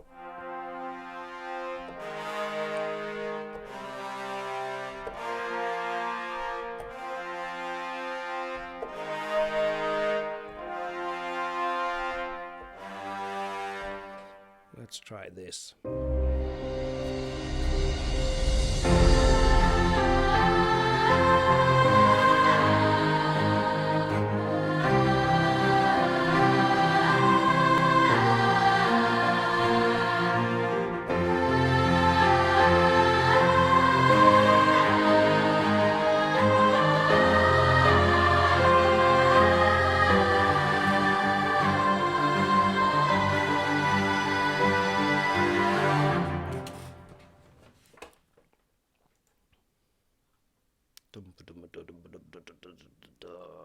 Horns articulation.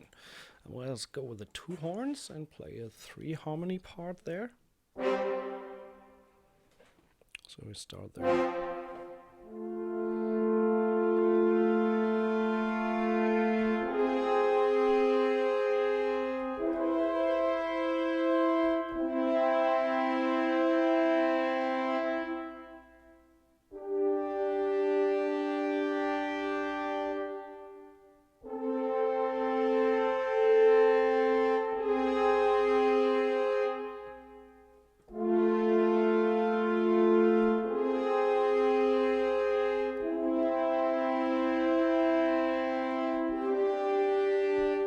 Okay, let's see if that works.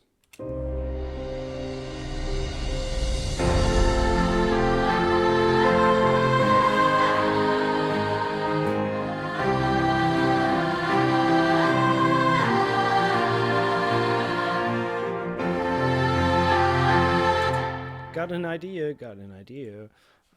So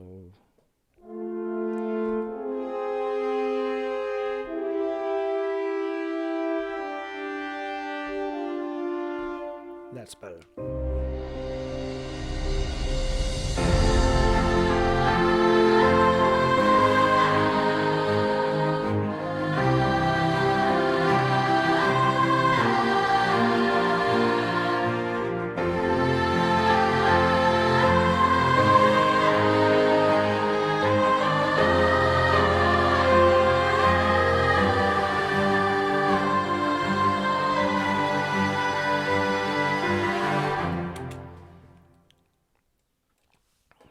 So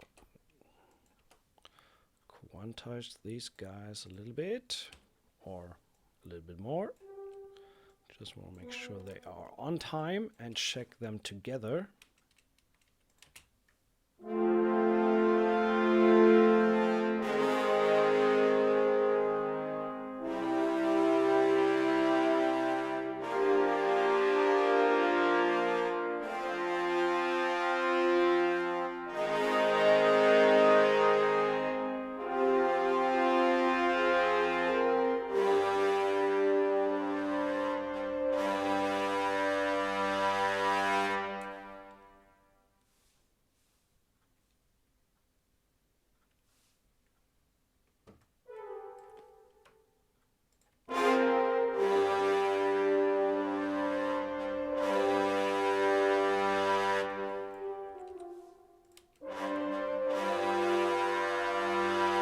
Yeah, the 7th is better there.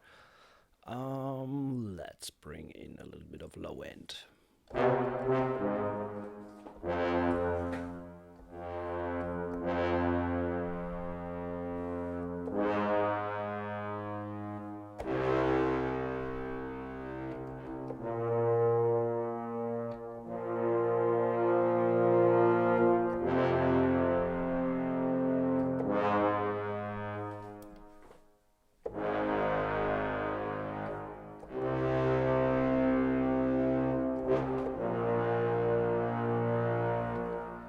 Okay, once more.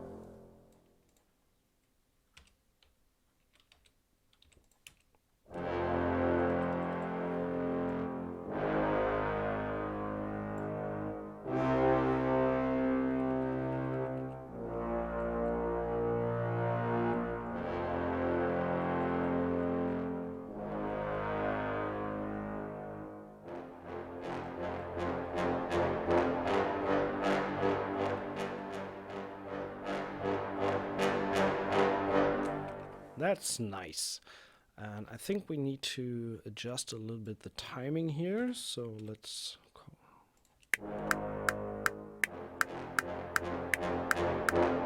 yeah, kind of like -40 or something.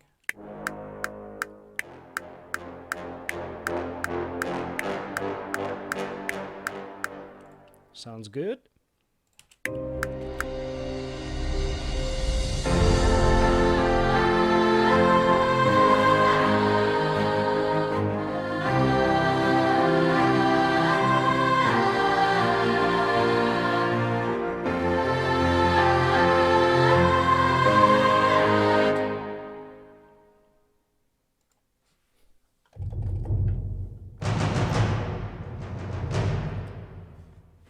Let's just do a little bit of percussion there.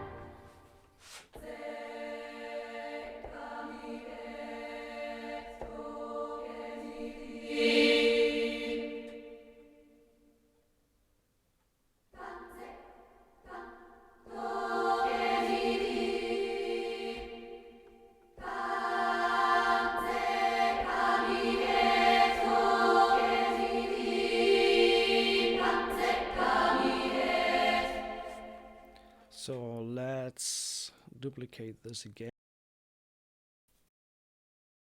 Sorry, duplicate this again. Syllable 2. And now I just want to kind of set up some phrases like da da da da da da da da da da.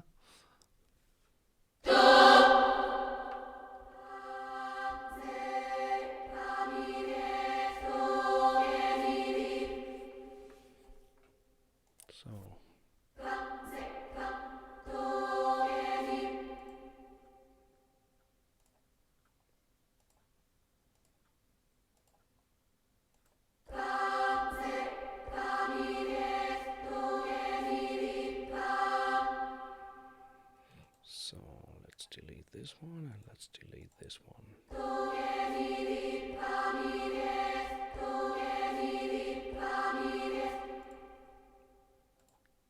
Tilo yon.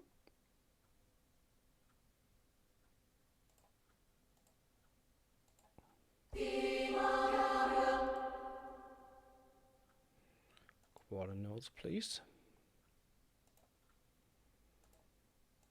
And then last but not least, deity law.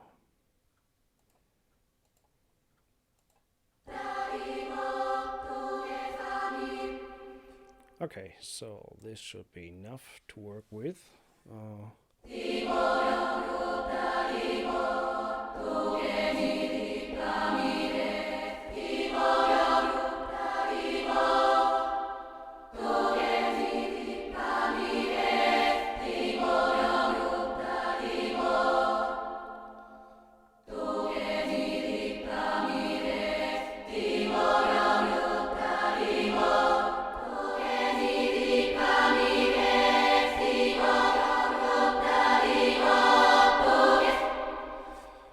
Okay, let's try this.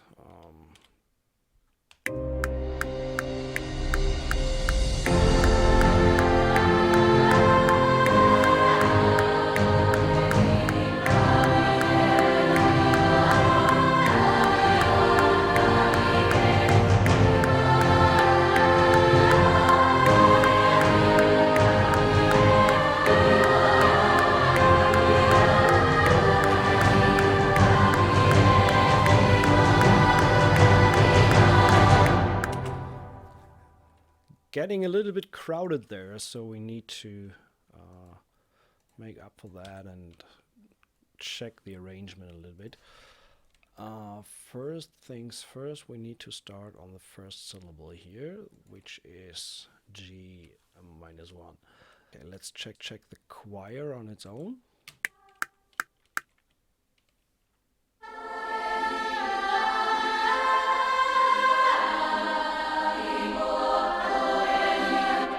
And I think for the syllables, let's try to just use the close mic for these guys and turn the reverb off, actually. I think I need to do that on this one here as well. Forgot to switch off the reverb. Yeah, exactly. That way we got a mess of reverb because it's coming from the instrument and from my channel. So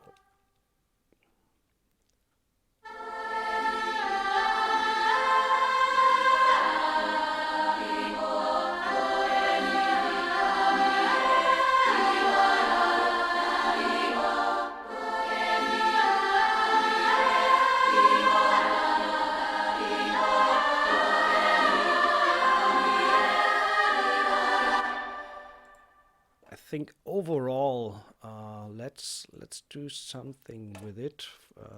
Put all. Let's get rid of the voiceover channel here.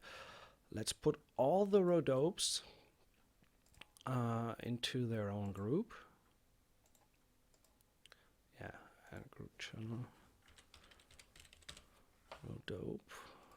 That goes out to group choir.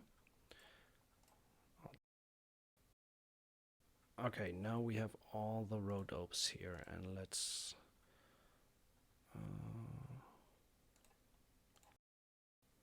have a single reverb for these guys on the group.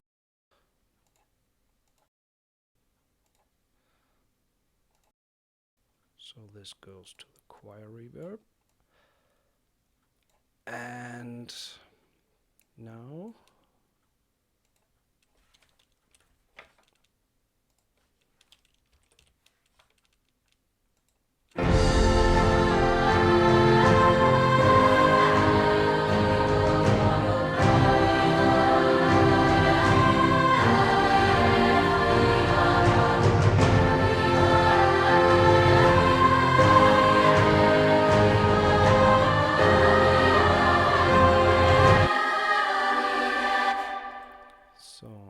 to EQ a little bit and compress a little bit. So I want to use the Wave CLA 76 and load. There's a backing vocal preset that should work pretty well. Or let's just use the female vocal preset.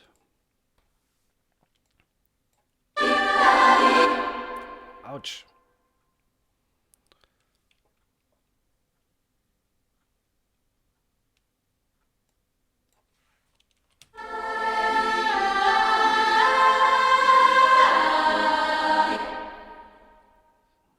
Why is it clipping?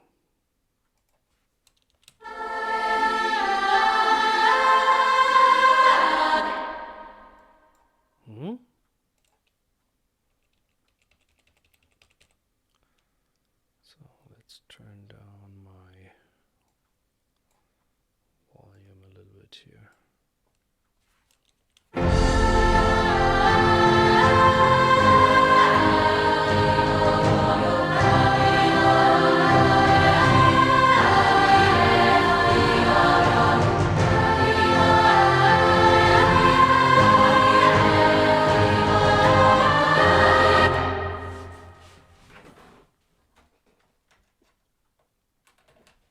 Wrong channel there for all the headphones. Sorry for that.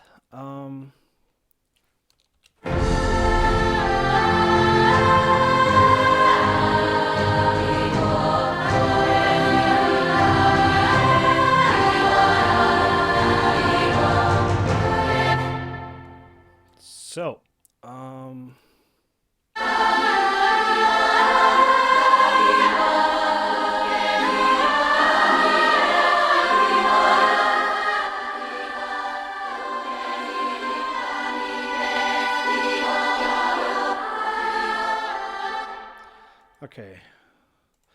this does not really work, so let's try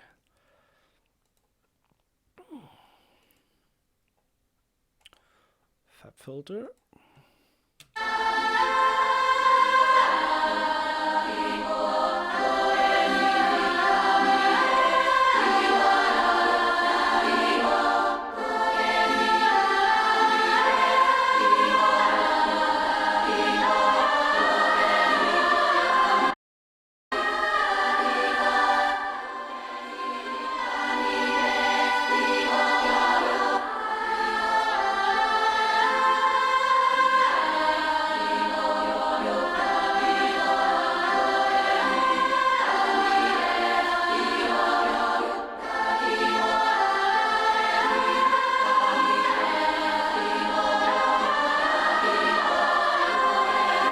So just trying to tame the sorry, trying to tame the dynamics a little bit on the choir.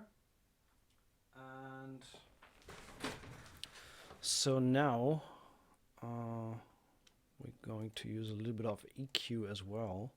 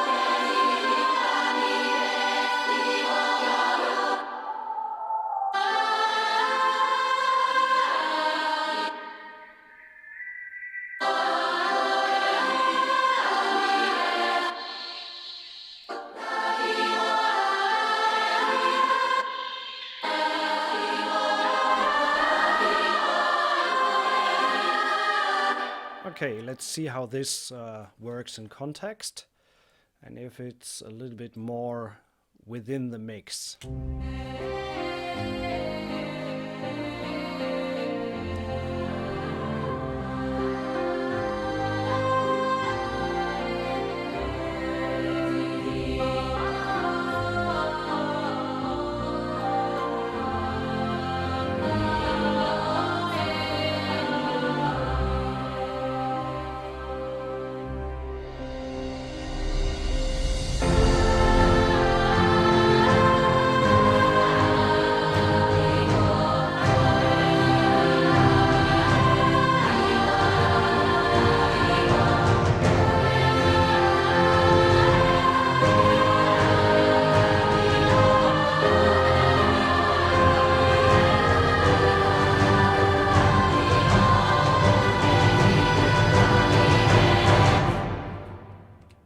Okay, let's add some more strings here. I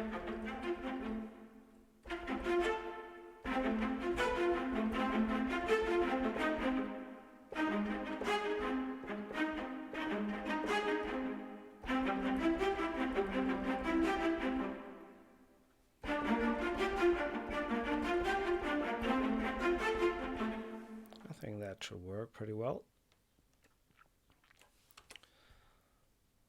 This is eighth notes.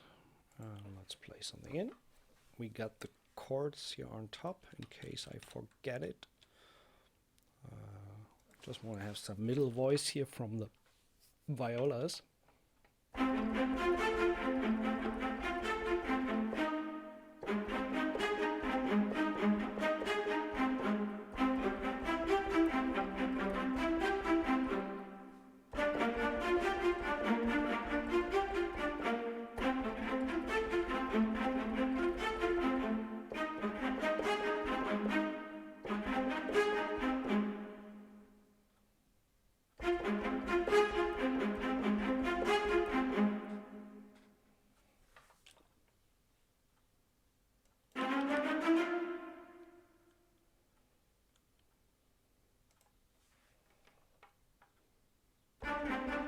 Okay,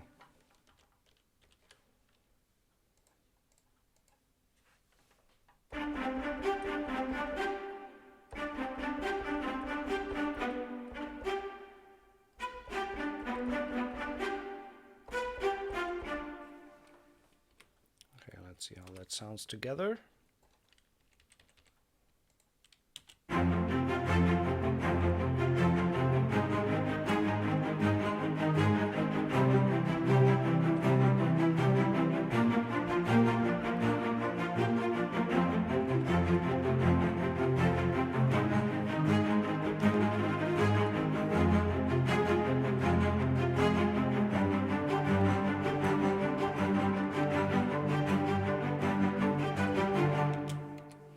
Sounds good.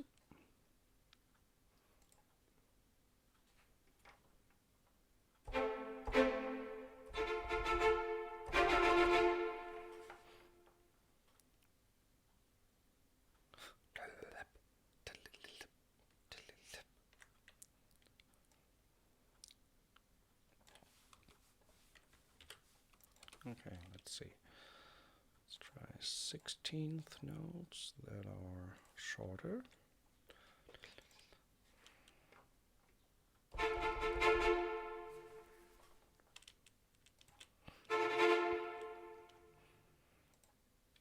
Yeah, that works, I think.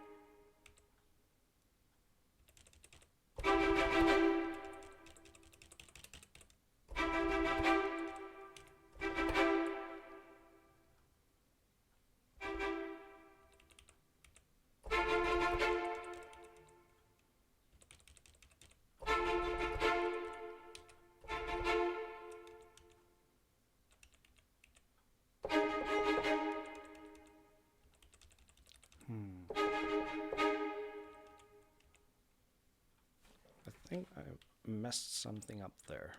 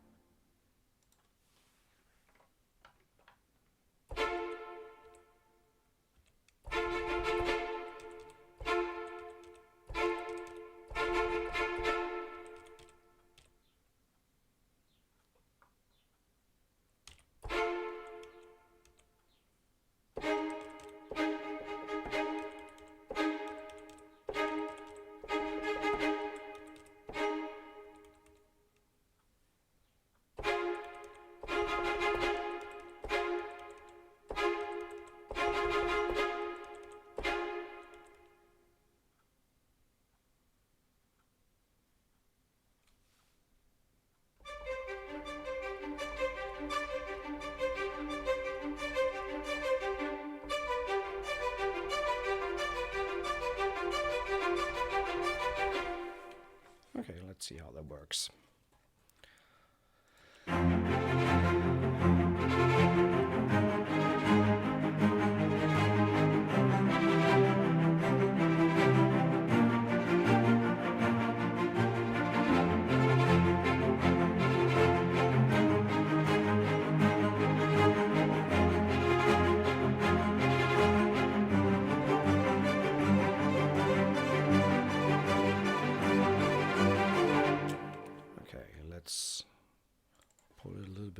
back.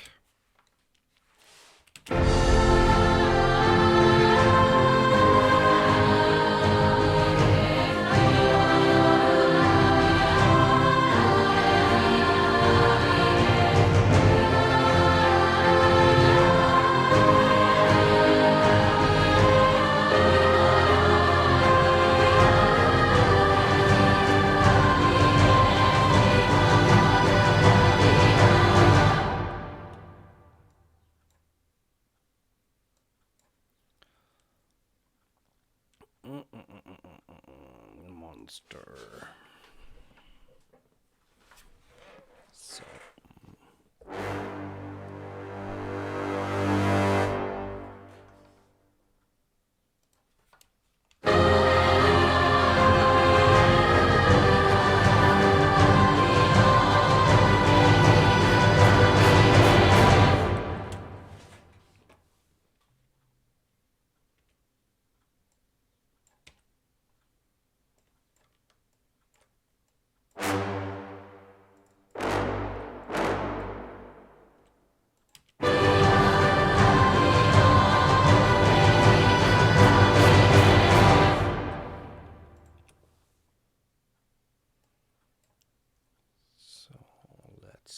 Double the strings with the trumpets here, the high strings.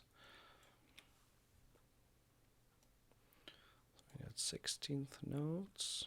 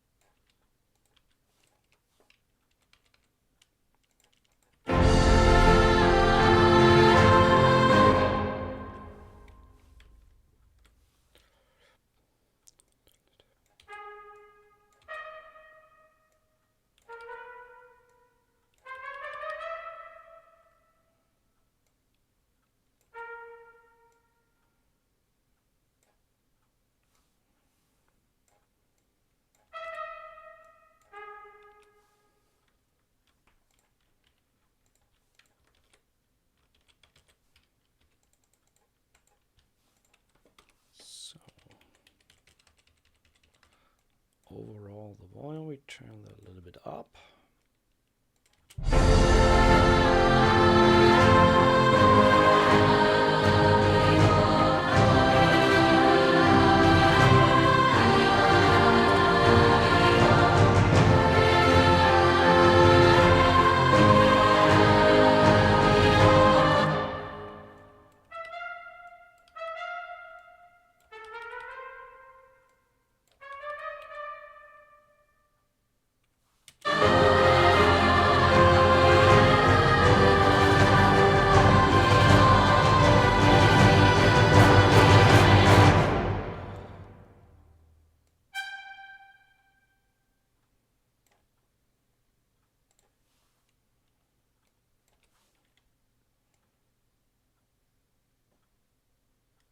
So last part.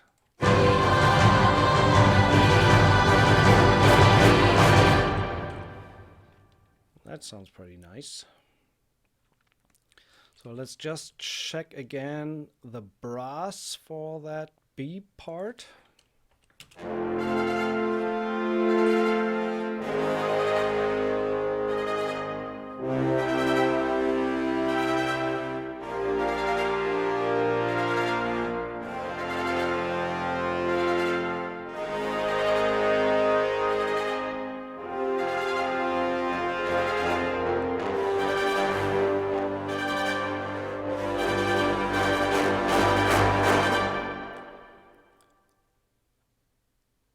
So cool. Now brass and strings together.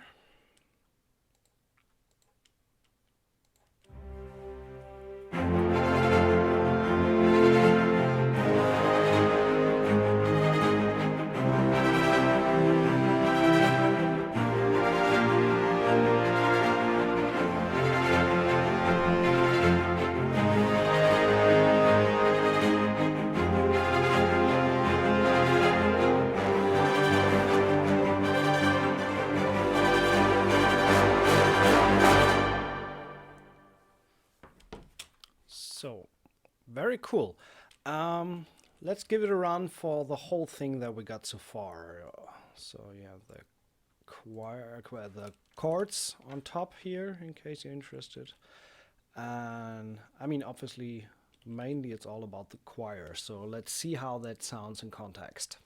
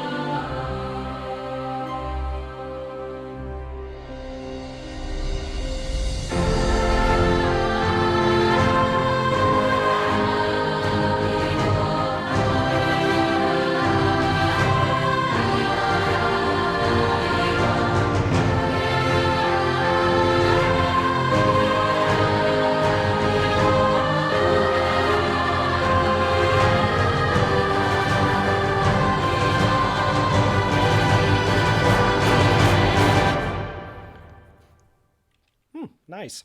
So I think we need to tweak the choir a little bit in the first section. It still sounds a little bit jumpy after we pull on the compression. So let's check that out again.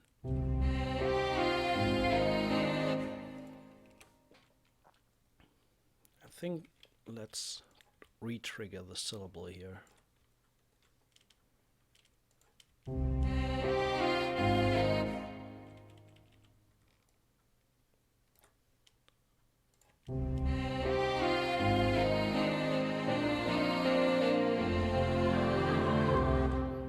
And also do a little bit more vowel movement. So let's just try something by incidence.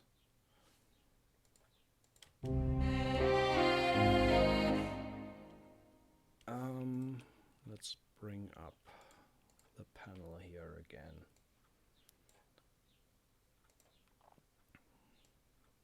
So that I actually can see which syllables we're triggering.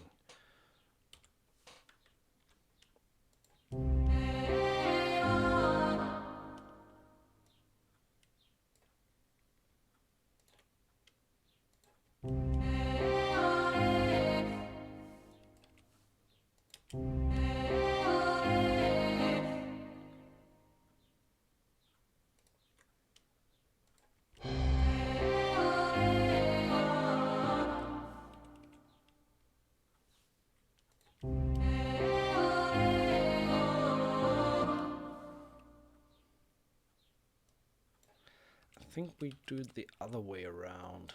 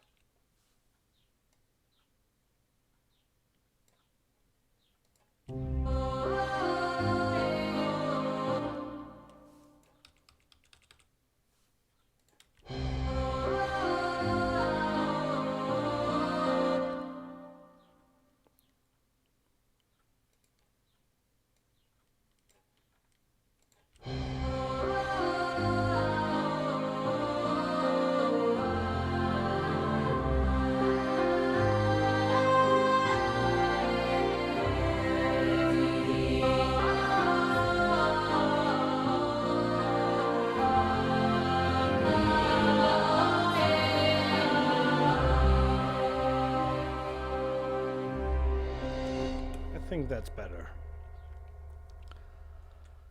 So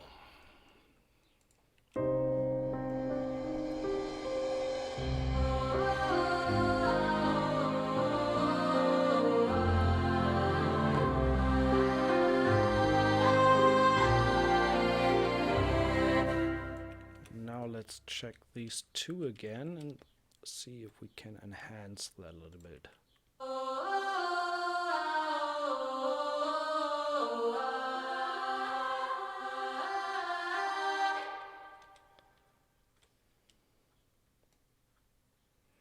I like that release trigger there on that note.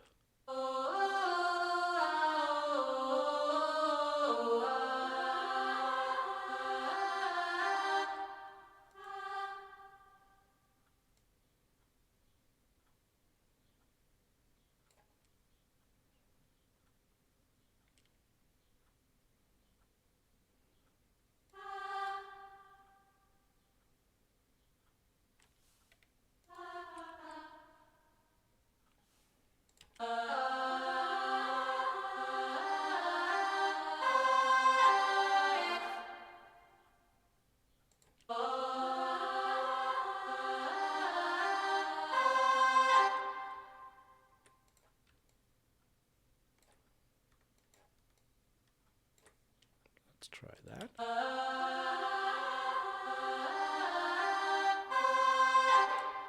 Okay.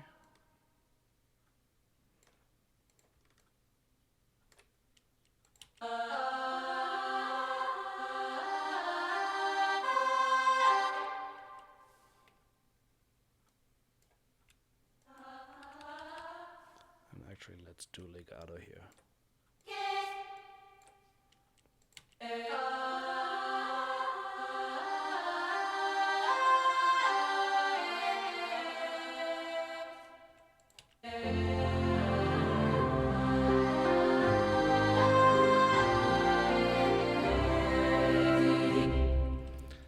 I think the triplet is not really working there, so let's rather do it like that.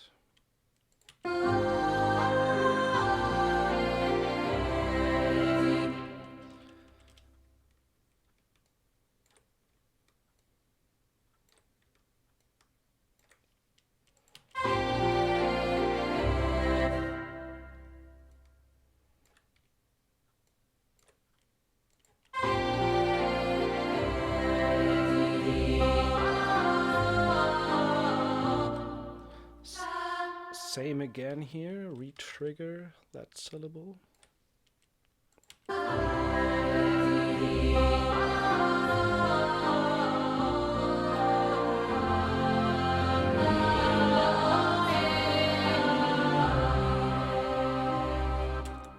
So yeah, that should work.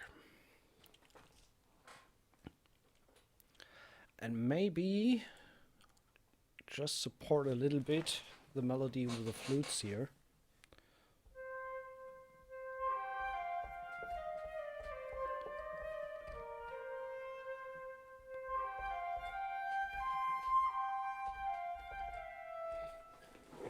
Let's try that.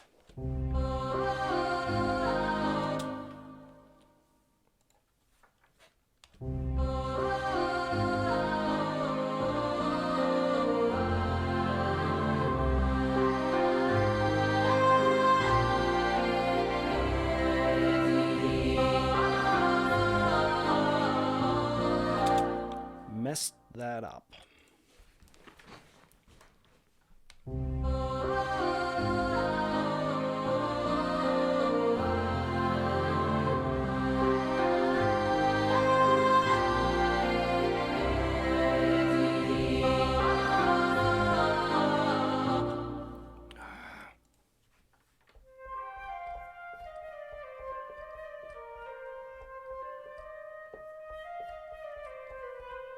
That.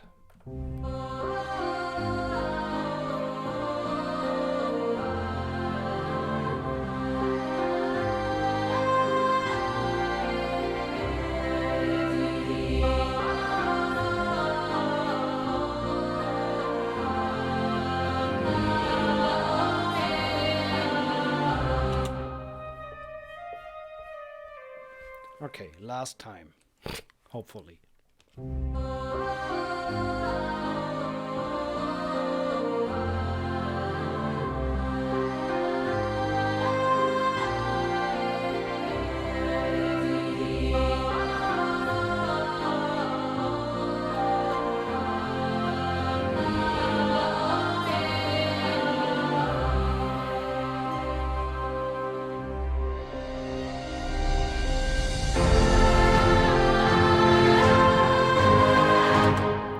Actually, there we have the flute staccatos, so we don't need these guys.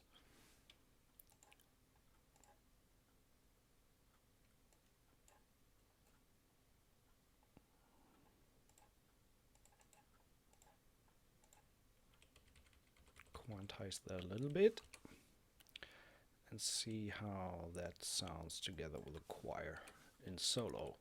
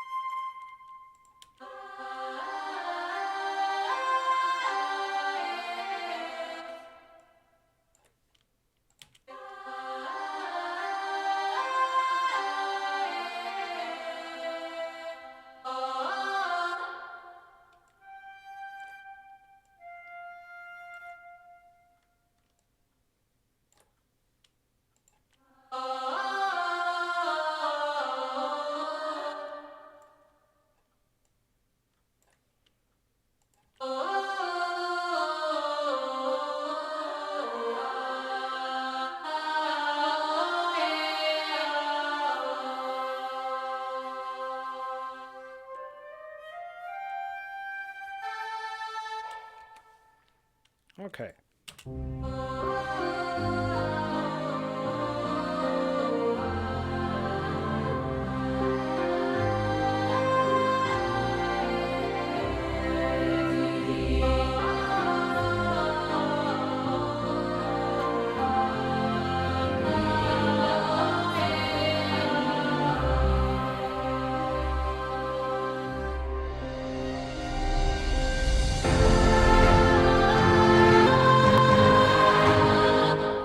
Okay, now we're slowly getting into the realm of my PC. Having a little bit of trouble with all the data since I'm streaming at the same time, so video and audio is a little bit too much for the machine, but nothing to worry about. I'm just going to raise the buffer size a little bit and then we should be good. The thing is that I am waiting for the panel to show up. So where is it? Control panel.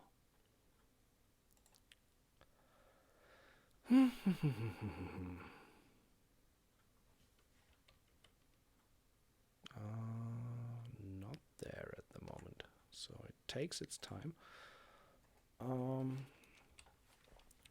Saving might be a good idea here.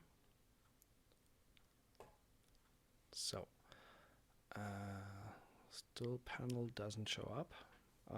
Anyway, I hope that we can get it sorted.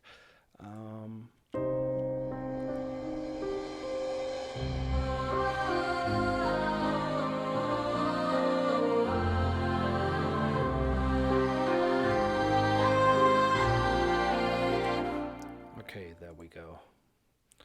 And now bringing that up all the way to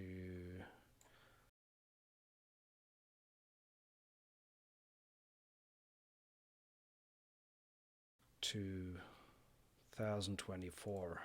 Maybe that's enough.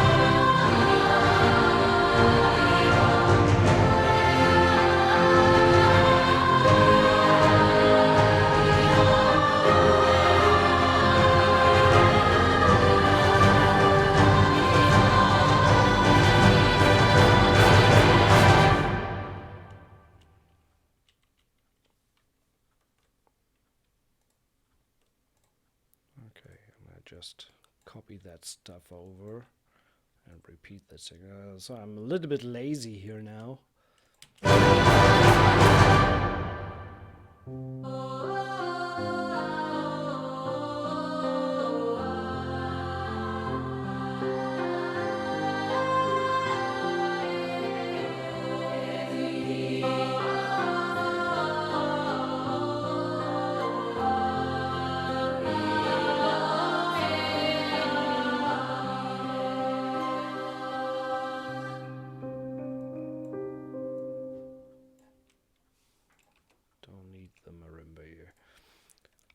So we will fine-tune that a little bit.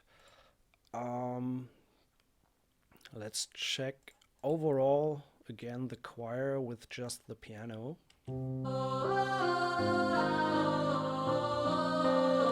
I think that switch to ah there is even too much. We don't need that there.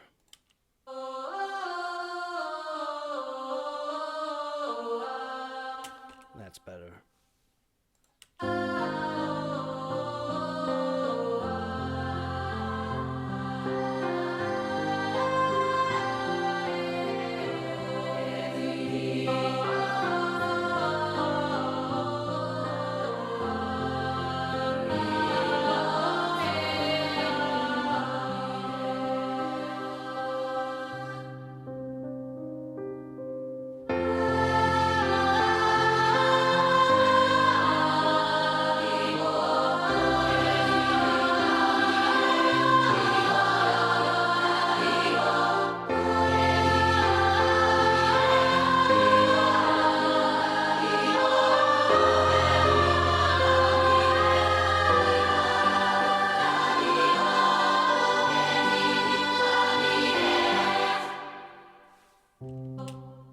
Okay, sounds good so far. We need to add some layers of percussion here for the ending. It's a little bit, there's something missing. So.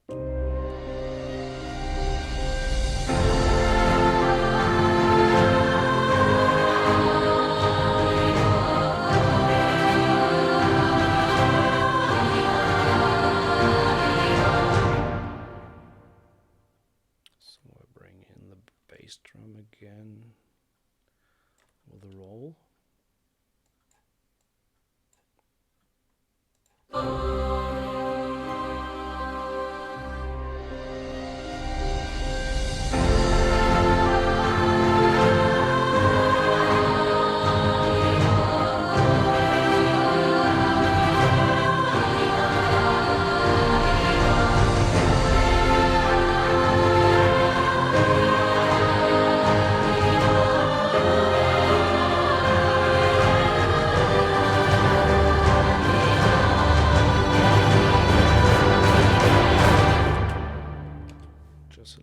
Timpani there for the ending.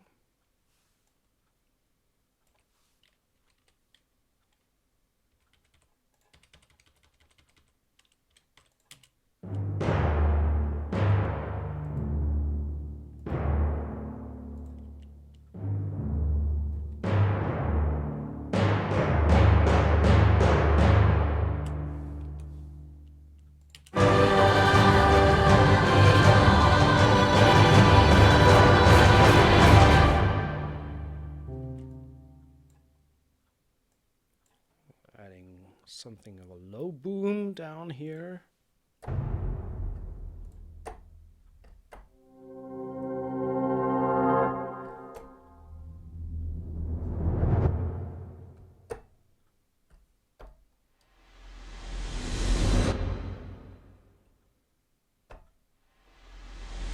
I think that might be a good idea to have that for the ending. And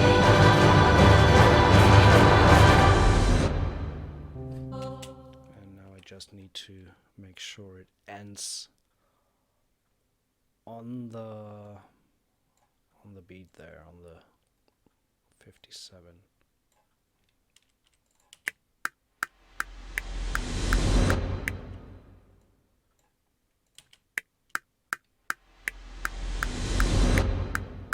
Yeah, like that.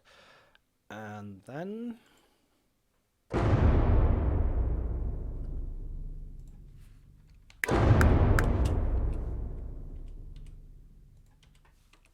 so now we have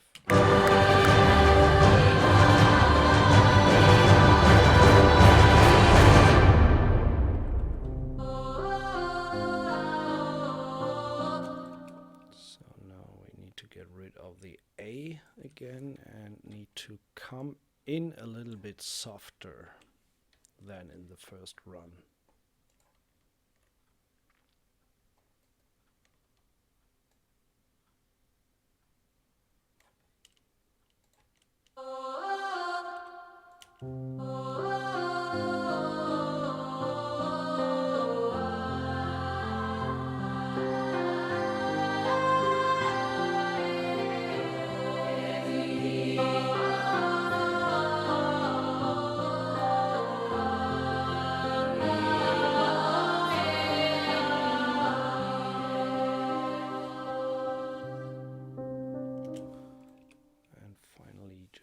Land on the C there.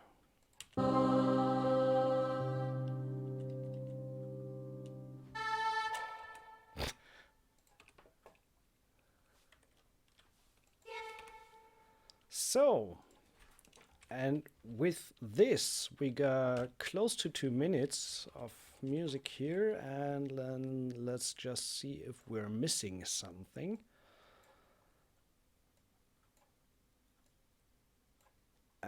Or if it works as is. So we are at 2 hours 49, so close to 3 hours, and this is what we got within the time. Minus 30 minutes for checking out the patches of the library. So I think we're pretty good.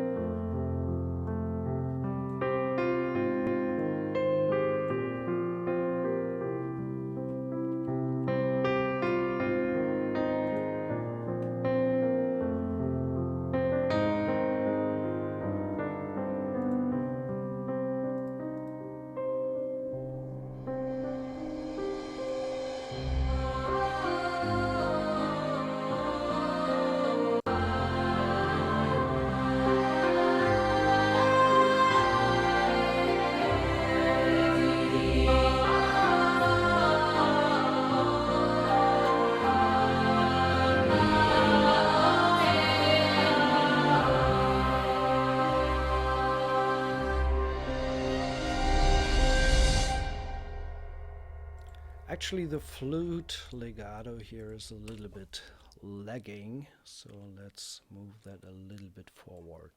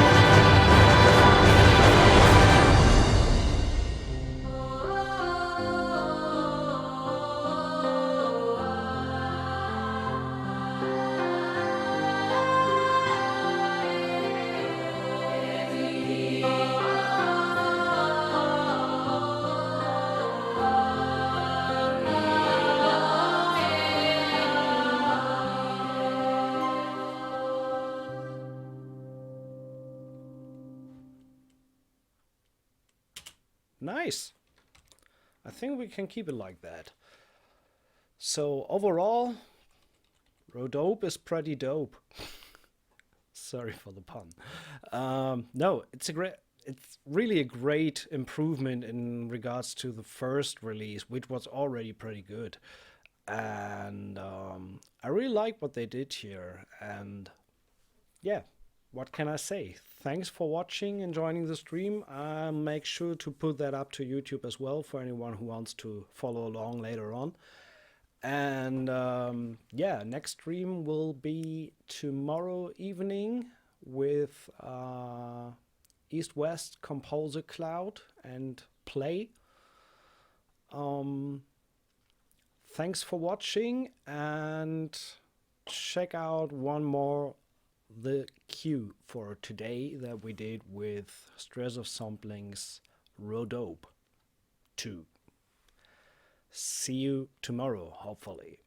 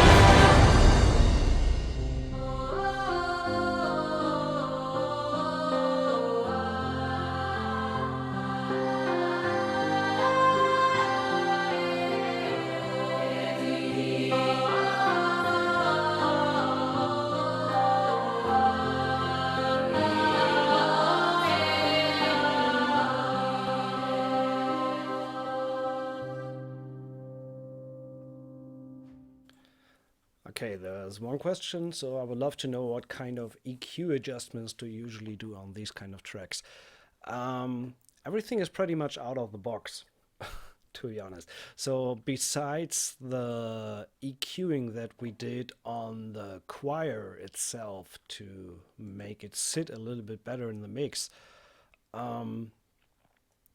what I have here is the group channels.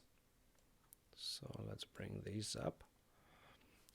These are the groups, and to be honest, there is not that much going on. There is a frequency plug-in on all the channels, but I think only on the strings I have a little bit of EQ. So on the strings bus, for example, I turn down a little bit of the low end, take out just a tad 1 dB at 371, and another that's a little bit more, close to -5 dB on 4 kilohertz for the strings. On the brass, no EQ happening. No EQ happening there. So, where is my master channel? There.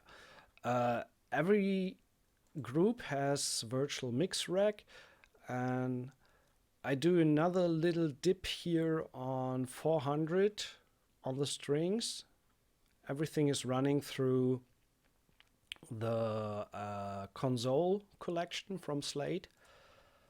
On the strings I have another little compressor, but in terms of EQ there is nothing really going on. On the multi-channel, just the virtual mix bus.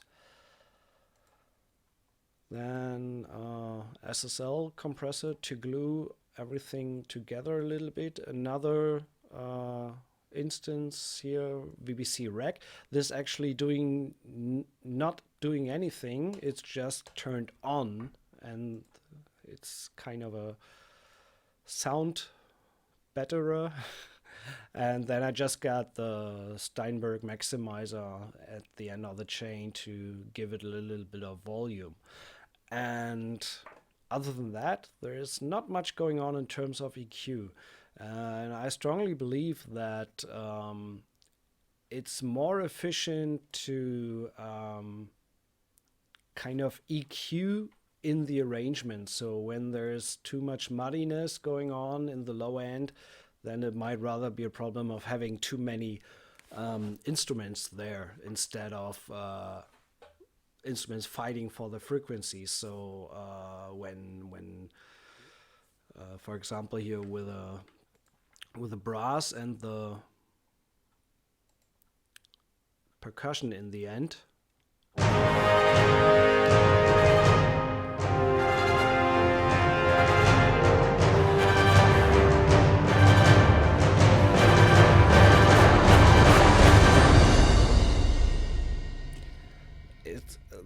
I mean, since all these libraries are from the same room and from the same developer, so that is my kind of my Cinesamples template. There is no much need to EQ anything. It kind of sits together pretty nicely on its own, and it's just minor tweaks that are necessary to shape things with EQ. For me, it's more in the arrangement than in the technical side of doing stuff afterwards. Obviously, you can get a lot more out of it when you, for example, export to audio and then EQ every single track. But that just gets out of what's possible within the stream. So I just rely on the stuff that's coming straight out of the box with minor tweaks in EQ and compression afterwards. Hope this helps. Okay guys, thanks for watching and see you next time on this stream. See you soon.